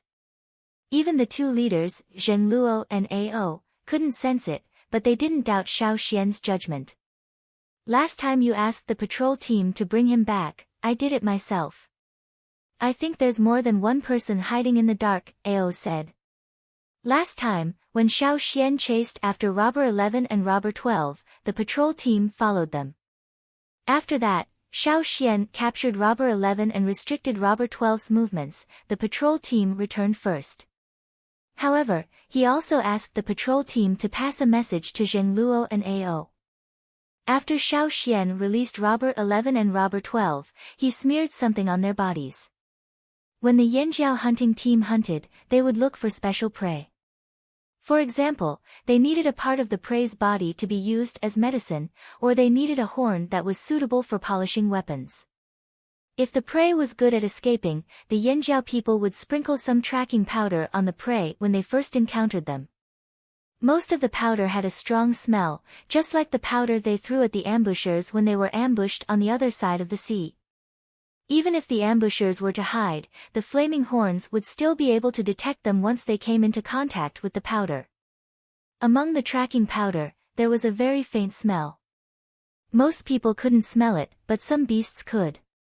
The powder Xiao Xian sprinkled on Robber 11 and Robber 12 was the latter kind. The smell was faint and hard to detect, but Caesar and the rest could smell it. It wouldn't completely dissipate in a short period of time. After the patrol team returned, they passed on Xiao Xian's message to Zheng Luo and Ao. They used a few beasts in the tribe with a keen sense of smell to wander around the tribe every day, closely inspecting the few areas where they could detect the smell. When Xiao Xian captured Robber 11, he learned that Robber 7 was hiding nearby. He knew that the higher the ranking, the harder it was to detect them, so he used Robber 11 and Robber 12 as a medium. The people they came into close contact with, especially those who fought with them, would definitely be tainted by the smell. According to the results, Ao's findings. After Robber 11 and 12 were released, they sneaked in again, but they were only on the outskirts, they didn't infiltrate the tribe. Although Ao Xian didn't manage to catch them, he was sure that other than Robber 11 and Robber 12, there were other people who knew the two robbers lurking nearby. Among those people, there were some who were stronger than Robber 11 and Robber 12. They were the ones Xiao Xian mentioned before, the ones who ranked higher in the robbers. It's not just Robber 11 and Robber 12, there's also Robber 7. There should be other robbers too, but they might not be united. Zheng Luo felt troubled. Anyone who was targeted by people who were good at hiding in the dark wouldn't feel good, especially when those people were famous robbers. Actually, what I'm confused about is, how did the robbers get here so quickly? Even if it's because of the result of our battle with Wanshe, there shouldn't be so many of them at once. Xiao Xian expressed his thoughts. News didn't travel fast here. The 7 tribes were able to get here quickly because they had people keeping an eye on them. What about the robbers? They were scattered all over the place and didn't keep an eye on Yanjiao from the start. But now, there were so many of them at once, and they were all top robbers too. It was hard to catch them. What did Yanjiao have that attracted them? Even if they destroyed Wanshe, it shouldn't attract so many experts. The purpose of the robbers was different from others. Their purpose was to steal, not to test their strength. In the eyes of most of the people on the mainland, the Flaming Horn tribe was still a relatively backward tribe that only had brute force. The shaman agreed, indeed, I've heard that robbers love to steal valuable treasures. Could it be that they've taken a fancy to something in our tribe? Could it be the fire seed? Or the core seed? The old shaman thought for a moment. They couldn't come to a conclusion, but they had to be careful of the robbers. They didn't have to worry about the fire seed anymore, but they had to keep an eye on the core seed. Xiao Xian carefully recalled the details of when he chased after Robber 11 and Robber 12. The more he thought about it, the more he felt that those two might not have been after the longevity leaf. Perhaps, the longevity leaf was just there. Otherwise, 2 years would have been more than enough time for them to sneak into Yanjiao. Why wait until now? Or let Robber 7 take a look? Speaking of which, if the one who sneaked into the Wanderers area was really Robber 7, then Robber 7's appearance was much earlier than the other tribes. Perhaps, before the battle with Wanshe, there were already people here. Something must have happened that we don't know about, Xiao Xian said in a low voice. A straw rope fell from his hand. He didn't know what happened through the knot divination, but he had a feeling that the people who came this time might not be because of Wanshe. Do you think those tribesmen who have been loitering outside are hiding something from us? Xiao Xian asked. That's not impossible. It's not the first time those tribes have been hiding things from us. Ao's tone was filled with strong dissatisfaction.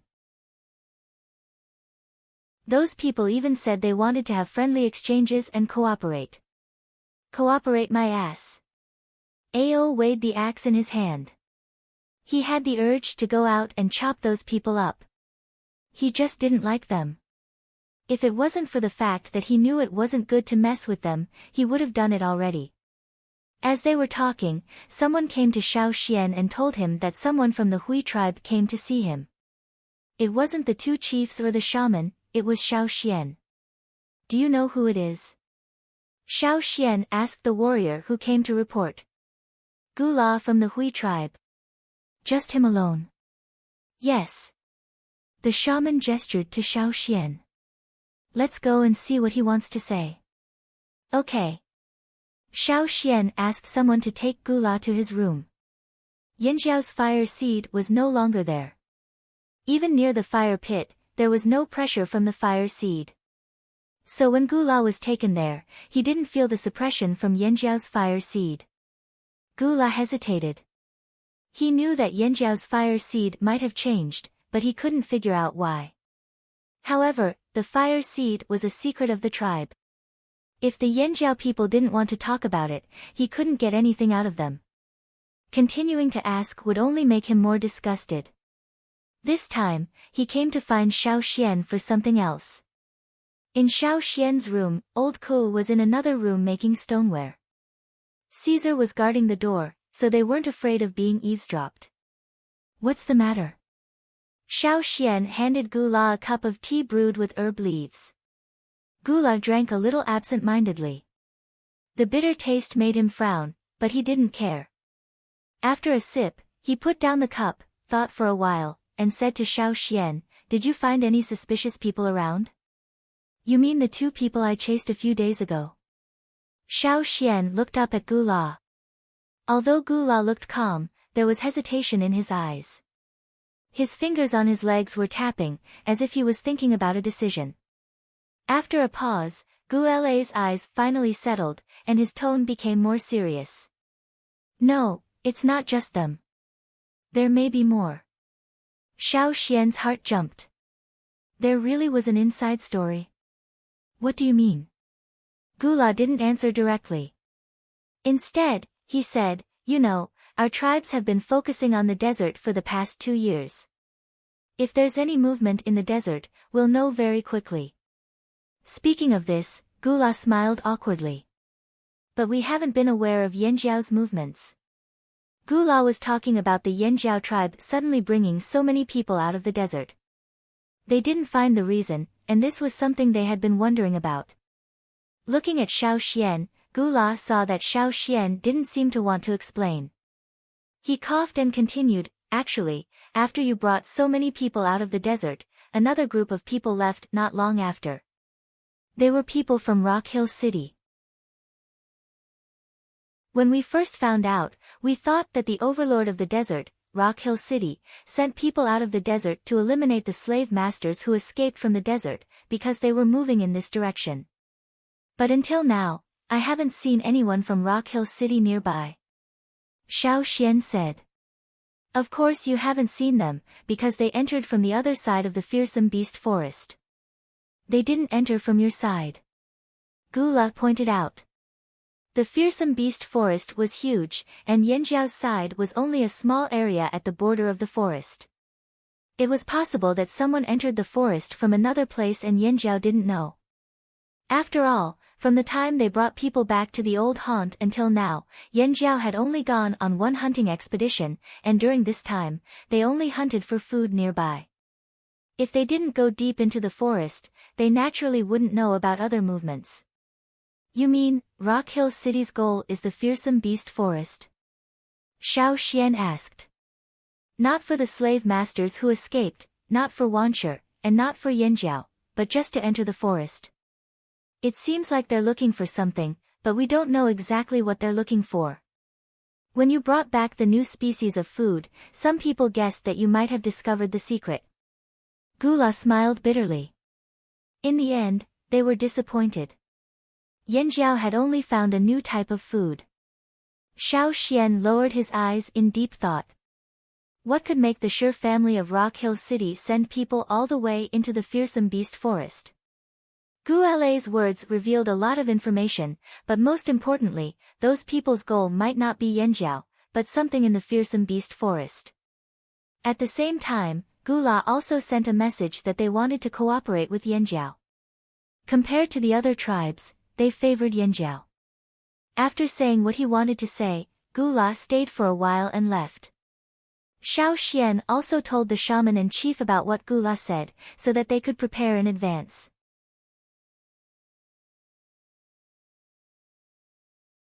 Chapter 530. It was almost the end of the year. Under normal circumstances, it was already autumn and the temperature should have dropped. However, the fearsome beast forest was still active. There was no sign of autumn. In fact, the weather was even hotter. This time last year, it was the same. The old shaman sat on a rock and looked at the forest in the distance. He sighed. No, this year is hotter than last year. The unusual changes in the weather made people uneasy. Fortunately, they were much calmer this year because of last year's experience. Plus, the two divisions of the Yanjiao tribe had reunited this year. It could calm people down and boost their morale. If there were any problems, they could solve it together. After experiencing the unusually cold winter on the other side of the sea, Zheng Luo and the others felt uncomfortable. But it was better to be warm than to be frozen, right? The warm weather also had its disadvantages. The animals in the forest, which should have started to wilt, were all unusually active. These flying insects were only one of them. When hunters entered the forest to hunt, they could clearly feel that these ferocious beasts had no intention of staying through the winter. They were quite energetic. Poisonous snakes and insects were also a problem. What's going on over there? The old shaman walked over with a taut face. She looked at a group of people rushing out of the forest not far away. Kiki, what's going on over there? The old shaman stopped Kiki, who was running away. Hearing the shaman call him, Kiki rushed over to explain. Shaman, I heard there are a lot of insects eating the cabbages in the fields outside. The chief is so angry that he wants us to help. A lot of insects? The two shamans were shocked. The first thing they thought of was the veins of the sky planted in the forest. They hurried to the fields to check, afraid that there would be insects there. The good thing was that there was not a single flying insect in the area where the veins of the sky were planted. Even underground, there were very few insects. These veins of the sky seemed to be naturally resistant to insects. Of course, this was only limited to the unbroken veins of the sky. Seeing this, the two shamans calmed down. They waved Kiki to go outside to help kill the insects. There were many things planted in the fields. Some had not sprouted, some had just sprouted. The ones that suffered the most were the cabbages. If it was in the past, those bugs wouldn't be so active. Worry appeared in the shaman's eyes. Excluding last year's situation, at this time of the year, under normal circumstances, many of the insects in the forest would be preparing for winter and would not fly around in groups. Ever since the people of Yanjiao came here, they had never encountered such an insect disaster. Perhaps it was because of the weather, but these insects that had no intention of staying through the winter all came out to move around, as if they were welcoming another spring. In addition, Yanjiao's expansion of farmland outside the forest attracted a lot of flying insects. Previously, they had only seen a small wave of flying insects occasionally. The people guarding the fields could still handle it, but now that there were so many of them, they could not handle it. They could only rely on the help of more soldiers. When Xiao Xian arrived, the farm was in chaos. Swords, sabers, sticks, hammers, and so on were all huddled together noisily. Those flying insects were more than 20 centimeters long. Xiao Xian swatted one down with his sword and pinched it to take a look. It was a light green flying insect with a slight tinge of yellow. It had two large compound eyes, a slightly wide chest, a slender abdomen, and two pairs of almost transparent wings with crisscrossing net-like patterns. It had 5 pairs of slender legs with sharp claws. The front pair of legs were used for catching. When it landed on a leaf, these slender claws could firmly hold on to the leaf, preventing it from falling. These flying insects also had chewing mouthparts, so they could chew leaves very quickly. It was these flying insects that made the soldiers in the tribe so anxious that they wanted to fly into flames. They could handle large ferocious beasts, but when faced with so many small flying insects, they could not handle them all at once. Moreover, when these flying insects flew high, it became harder for them to kill them. Using arrows? That was not suitable either. These flying insects could not fly too high, but after all, the soldiers could not fly. Even if they could jump a little higher, it would be difficult for them to kill the insects. Sometimes, when there were too many insects, there would be too many people. When killing the insects, some people would jump into the air and crash into them. Not only did they not kill the insects, but they also made their own people dizzy. Someone thought of pulling a net, but the area of the farmland was too big. It was impossible to cover all the land in one go. Moreover, unless the seams of the net were made smaller, it would be useless against these flying insects. They could squeeze through the seams of the net. It was not easy to get rid of this wave of insects, and the busy people finally took a break. Someone went to weave a net. We can cover another batch today, but it's not a good idea to keep doing this. Mai looked at the gnawed leaves and said angrily. Xiao Xian also thought about it. Farming had to let the crop see Yangguang. A net that was too dense could block some flying insects, but it would also block Yangguang. It was not a safe method.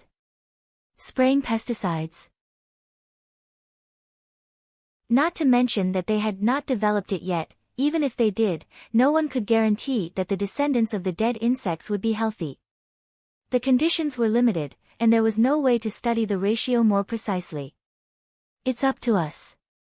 Kiki, who was sitting at the side and panting, was sweating profusely.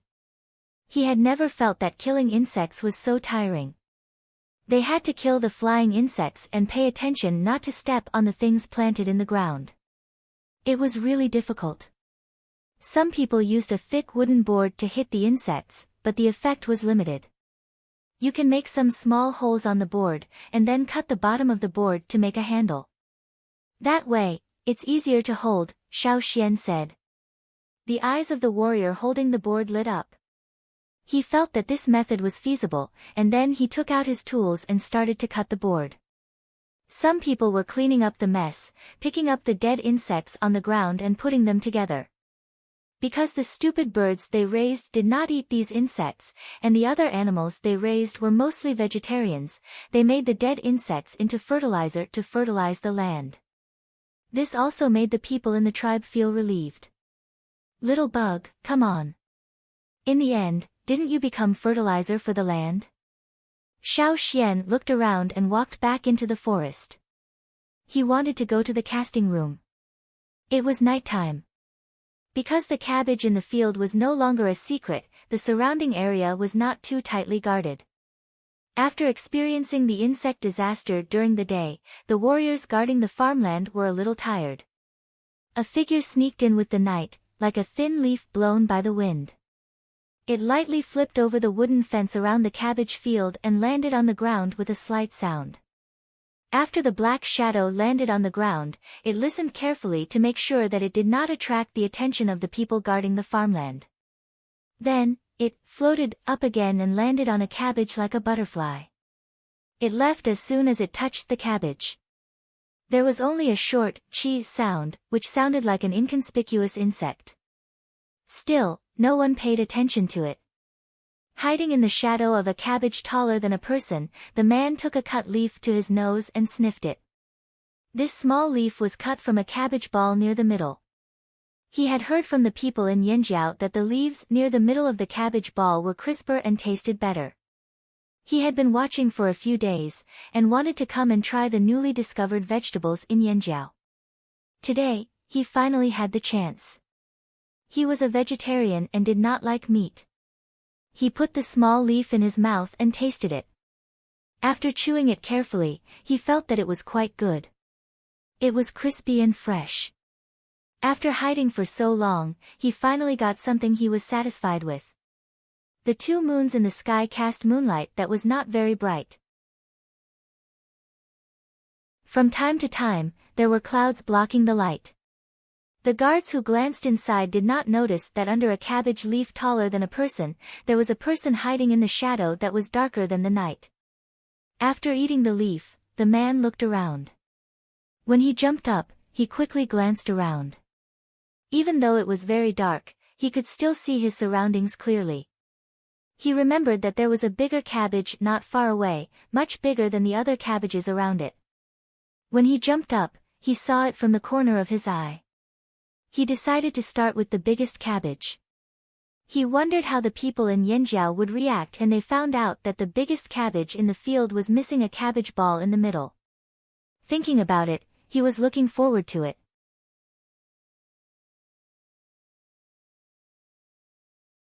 Chapter 531. His original goal wasn't Yanjiao. He only knew that there was a tribe in this remote forest.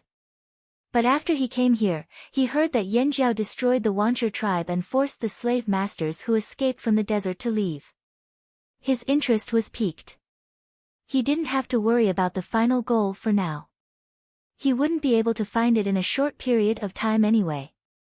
He would let the others explore the path while he stayed in Yanjiao for a few days. What he didn't expect was that the Flaming Horn tribe was even more difficult to deal with than the legend said. He was discovered several times, but he was fast and had sharp instincts. Every time, he could escape before the other party caught up with him. This was the main reason why he dared to continue staying in the Flaming Horn tribe. As long as he could escape, it didn't matter if he was discovered or not. Yanjiao couldn't catch him anyway.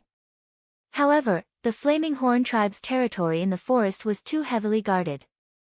He had been guarding it for so long, but he still couldn't sneak in. Especially the last time, he wandered around the Wanderer's area for so long. He almost took a step forward but was discovered by someone. Thinking about Robber 11 and Robber 12 who were caught once, he sneered. They weren't even in the top 10, how could they compare to him? Did Yanjiao really think that just because they caught one or two robbers, they could catch all the robbers? How naive. He planned to cut down the biggest cabbage in Yanjiao's territory to teach Yanjiao a lesson. The more he thought about it, the more satisfied he was. Yanjiao must have placed a lot of importance on this piece of land. If the cabbage was stolen, they would definitely send more people over. Then, when Yanjiao had their eyes on the cabbage field, he would find a chance to sneak into the forest. I'm so smart. At night, a black shadow moved silently under the tall cabbage. It was more agile than a snake in the dark. Still, no guards discovered this place. Looking at the biggest cabbage that was getting closer and closer, he raised his eyebrows slightly, bent his knees, and flew up like a piece of grass blown up by the breeze. The thin black knife in his hand was like a beast that had found its prey. It finally flicked its sharp claws and pointed directly at the vegetable ball in the middle of the cabbage. But just as he was about to attack Cabbage Ball, his scalp went numb, and he felt an intense sense of danger. It was as if a pair of eyes had appeared in the darkness of the night. No, not just one pair, but two. Two people had discovered him. A spear suddenly attacked, forcefully breaking through the air with a sizzling sound, as if a poisonous snake that had been waiting in the dark had finally bared its fangs. The spear came very quickly and suddenly, giving no time for people to prepare. Moreover, the black shadow just happened to jump into the air. Logically speaking, people who jumped into the air would have their movements severely restricted. However, before the spear could reach it, the black shadow that leaped up was like a thin leaf that was suddenly pushed by another air current. It suddenly flipped over, almost sticking close to the spear, and then retreated safely without any injuries. Ao did not expect this person to be able to strangely change direction and turn in the air without any external help. The sudden attack just now was dodged by the opponent. Ever since he knew that the thief was difficult to deal with, Ao had thought of many ways. In the end, he decided to stay in one place and hide all his breath. Before discovering the target, he would not use any of his totemic power. Even his breathing and heartbeat were as weak as possible, making him appear no different from the others. He also did not put all his attention on the person who had sneaked into the cabbage field. Xiao Xian had told him that the opponent had extremely sharp observation skills. Unless he deliberately did not pay attention to the opponent, he would be able to escape as soon as he saw him. So, Ao only took action when Xiao Xian gave the signal. Before that, Ao would pretend that he did not see the thief. Still want to run? The corners of Ao's eyes were raised high. He flipped into the cabbage field, took a big step, and leaped out, waving the stone axe in his hand. In an instant, a majestic aura rose up like an angry wave, pressing forward, as if to drown the person in front. The domineering aura spread out, enveloping the entire cabbage field. As the head of a division, Ao's strength was unquestionable. If it were other warriors under the pressure of Ao's surging aura, even if they did not make a mistake, their movements would be slowed down. But, the black shadow that retreated was not the same. Strangely, the aura of the fire seed that was completely different from Yanjiao's suddenly soared, like a strong wind that suddenly blew in a moonless night, as if everything around was blocked, making people feel hazy and confused. That black shadow was like a sharp cold air that rose from the darkness, stirring in the dark night, dispersing the pressure that Ao brought. All of this happened in an instant. In just one exchange, the opponent not only dodged the attack, but also turned the tables on him in terms of aura. In order to hide better and hide from the vigilant thief, Ao did not discuss with the guards around the cabbage field. But, after hearing the commotion, the guards around the cabbage field were alarmed, and wanted to stop the figure that was about to escape. Warriors with all kinds of weapons jumped up and stood on the surrounding wooden fences, like building a long human wall, blocking the escape route of the thief. There were still people coming from outside. Ao was very confident. There was no escape. That thief would not be able to escape. The clouds in the sky drifted, and one of the two moons that were hidden was revealed. In the face of Yanjiao's tight defense and the pursuit of the people led by Ao, the thief did not panic. He still had a piece of cabbage leaf in his mouth, and there was no trace of nervousness in his eyes. His pupils were like a stubborn stone lying in the dark night, and a cunning light flashed in his eyes. Whoosh! It was like the whistling of an arrow that was shot into the air. Whoosh! Whoosh! Whoosh! A series of sounds rang out, as if someone had suddenly shot out millions of arrows. However, this was only the sound emitted from that person's body. His totemic power suddenly erupted and rose to the peak in an instant. Under the urging of the fire seed's power, the air that spurted out from the inner layer of his skin was like a sudden miniature hurricane that rushed out of his pores. The person who landed on the ground squatted slightly, then suddenly shot up like a rocket that had its fuse ignited. Following the whistling sound, he flew out at an extremely fast speed and instantly distanced himself from Ao La, who was chasing behind him. The other party didn't flee in any other direction. He ran straight for the wooden fence at the edge of the vegetable field. The path he took was the shortest way to leave the vegetable field, and the row of Yanjiao soldiers in front of him didn't seem to be a threat to him. Not taking a detour, but directly crashing into it. Seeing the figure rushing straight at them, the Yanjiao soldiers were shocked, but they still gripped the weapons in their hands tightly and prepared to block him. However, they heard an even more rapid whistling sound, like someone had whistled. The black figure that had rushed to the wooden fence suddenly turned in the air and rose up, then rushed out of the vegetable field again, breaking through the encirclement that had been painstakingly formed. The other party's sudden rise was completely out of the Yanjiao soldiers' expectations. It was too late for them to jump up and stop him, so they could only watch as the other party flew past them. With their leader leading the way and so many people, they couldn't stop a thief who ran into the vegetable field to steal vegetables. Ao La looked at the figure that was getting farther and farther away, and his heart was filled with depression. He had heard Xiao Xian say that robbers were difficult to catch, and now he was experiencing it firsthand. Strange movements, erratic movements, and unexpected techniques. Was this what a robber was like? Under the moonlight, the person who had run out of the vegetable field smiled wider and wider. You want to catch me? You think I'm trash like Robber 11 and Robber 12, who couldn't even squeeze into the top 10. So what if you've been plotting an ambush? So what if you've discovered me? In the end, all you can do is watch me run away. Ha! Yanjiao, that's all there is to it. Just as he thought this, his eyelids twitched, as if a cold current was flowing through his hair and into his brain. He was so shocked that all the hair on his body stood on end. Who else? A whistling sound came from beside his ear, like a huge palm slapping him across the air, so fast that he couldn't change his direction. His pupils suddenly dilated as he tried to see what it was that was sweeping towards him. What was that? A net. No, it wasn't a net.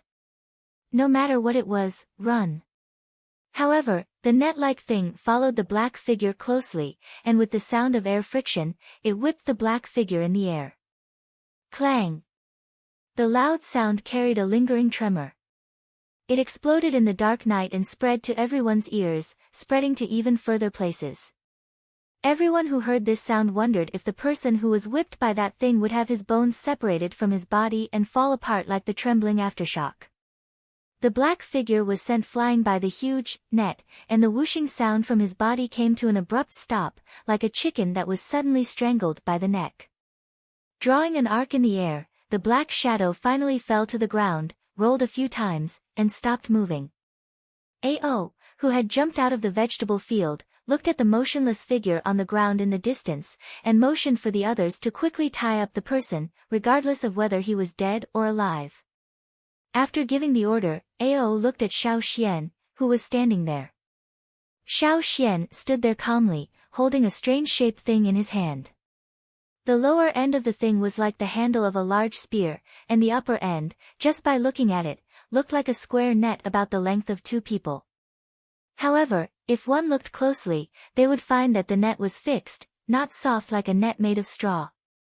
It was hard and connected to a long handle. Ao was surprised when he saw Xiao Xian go to the casting room and make this thing today. Seeing Ao and the others staring at him, Xiao Xian held the long handle and turned it, and the hard net in the eyes of the tribesmen above also turned. I'm here to hit flying insects. I didn't expect the first one to be a flying thief. Xiao Xian laughed.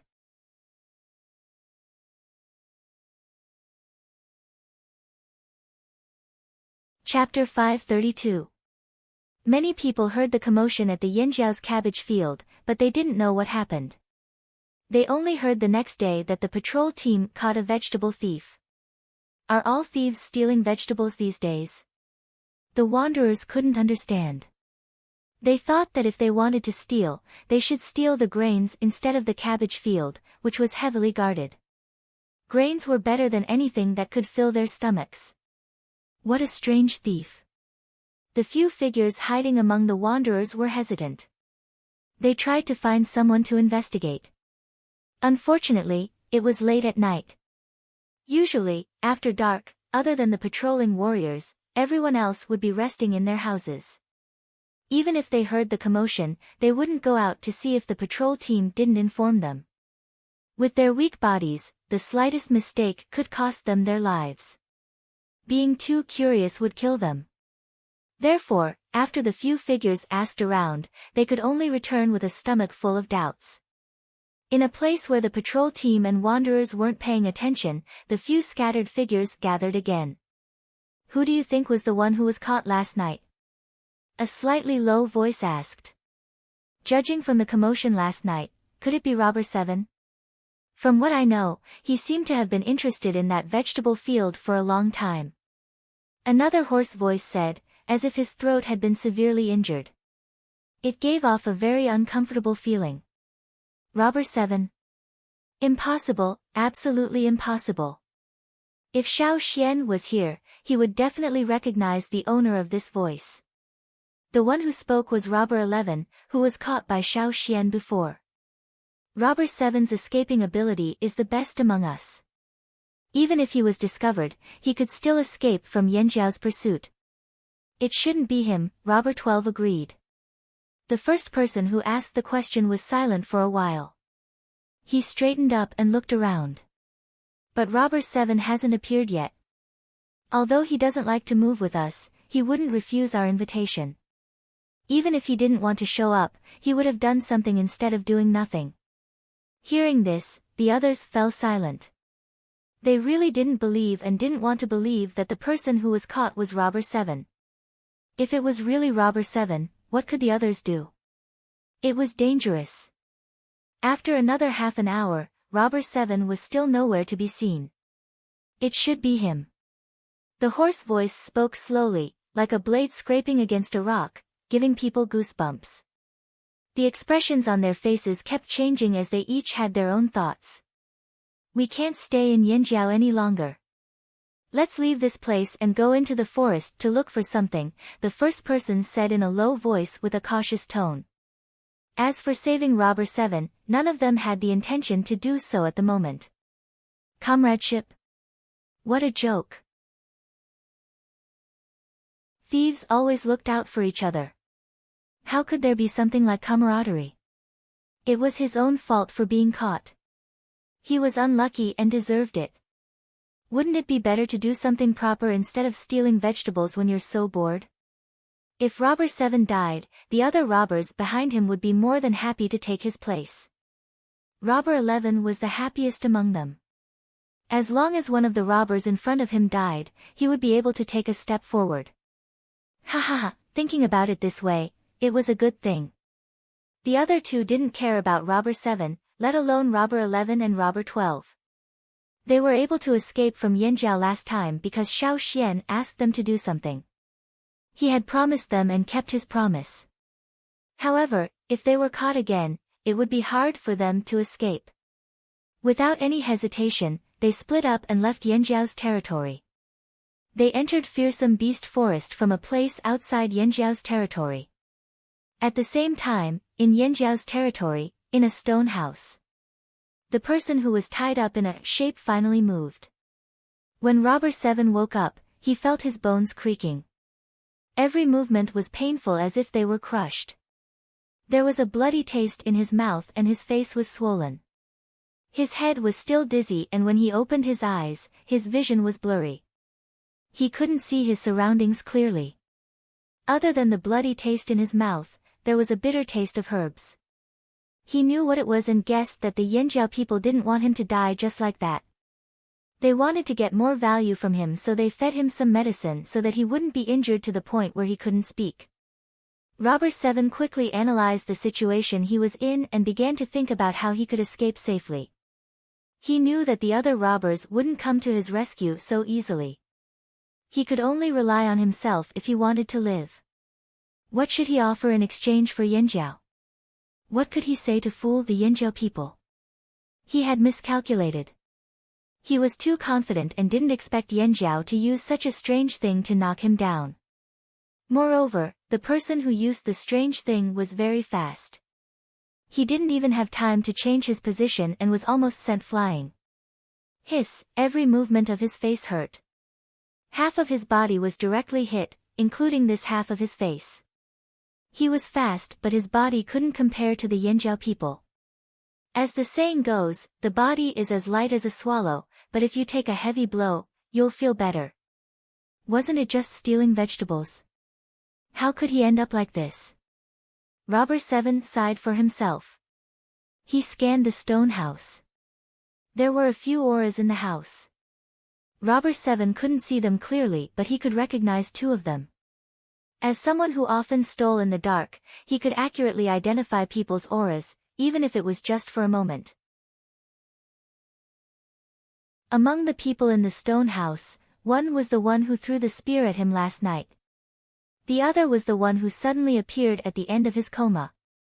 You're awake. Robber 7 heard an unfamiliar voice, breaking the silence in the stone house. Zheng Luo walked to the person who didn't seem to be fully awake. He looked at the half-swollen face of the robber. His original appearance was blurred. You're Robber 7? Asked Zheng Luo. Robber 7 was stunned. He didn't expect Zheng Luo to reveal his identity so quickly. He thought about it carefully. The only people who could reveal his identity were his own people. Among the people who infiltrated Yanjiao, only Robber 11 and Robber 12 were caught. Robber 7 made a mental note of those two. His mind raced as he tried to figure out how to deal with the upcoming predicament. He heard that Yanjiao people were very barbaric. Would they eat human flesh? Would they cook him? Maybe they'd even put a few cabbage leaves in the pot. Wait, now wasn't the time to think about cabbage. My robber number is indeed 7. Robber 7 didn't deny it. In fact, most of the time, they were happy for others to know their robber number, which was the code name of a robber. However, what they enjoyed was the helpless look on people's faces when they mentioned their name after a successful theft. They didn't want to be beaten half to death before they even succeeded. Robber 7's gaze shifted from Zheng Luo in front of him to the people behind him, finally stopping at Xiao Xian. So this was the guy who knocked him out. Robber 7 made a mental note of this. What is your motive for infiltrating Yanjiao? Zheng Luo asked. My motive? Robber 7 wanted to say to steal vegetables, but he knew these people might not believe him. It wouldn't help him escape. Robber 7 rolled his eyes and said, my motive is the same as those tribesmen who are still here. Zheng Luo and Ao quickly glanced at Xiao Xian. This was similar to the information they received from the Hui tribe. Zheng Luo waved the knife in his hand and pressed the blade against Robber 7's neck.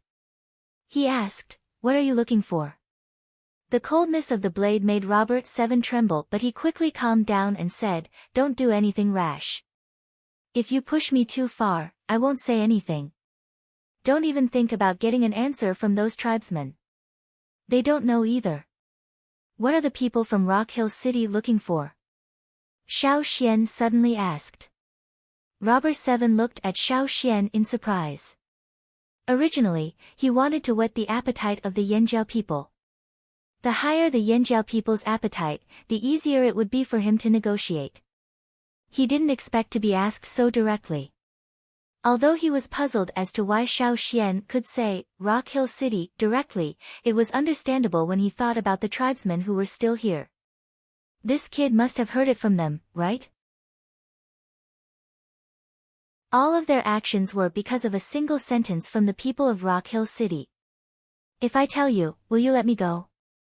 Robber 7 asked. Zheng Luo frowned. Why did they all like to negotiate now?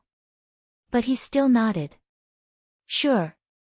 You agreed too quickly. I don't believe you. Robber 7 shifted his gaze to Xiao Xian. He felt this kid was unreliable. He continued to look at the two older shamans. His eyes darted back and forth between them. Sure. The old shaman nodded. Shaman. Ao disagreed. He felt these thieves should be crushed to death instead of letting them go. After they left, they would come back for a second time. The shaman raised his hand to stop Ao. He then looked at the old woman who was still sitting calmly. What do you think? Sure. The old woman said the same. Although they knew that letting this robber go meant he might come back again, compared to what they wanted to know, the two shamans felt this deal was worth it. They also wanted to know what Rock Hill City was up to. Did they extend their reach to fearsome beast forest after taking over the desert? Robber 7's eyes lit up when he heard the word shaman. If it was someone else, they might go back on their word. But if the shaman agreed, the possibility of going back on their word was quite small. Robber 7 saw the opportunity and cleared his throat. The people from Rock Hill City are looking for something. And that thing is most likely to be in fearsome beast forest. What is it? Zheng Luo asked. Green-faced fanged beast.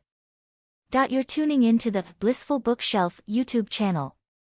We're so grateful for your support, and don't forget to subscribe to join us on this incredible journey through captivating stories. Your generosity through donations truly makes a world of difference, as it's the primary source of revenue that allows me to expand and enhance this channel for you. Thank you from the bottom of my heart for being a part of this adventure.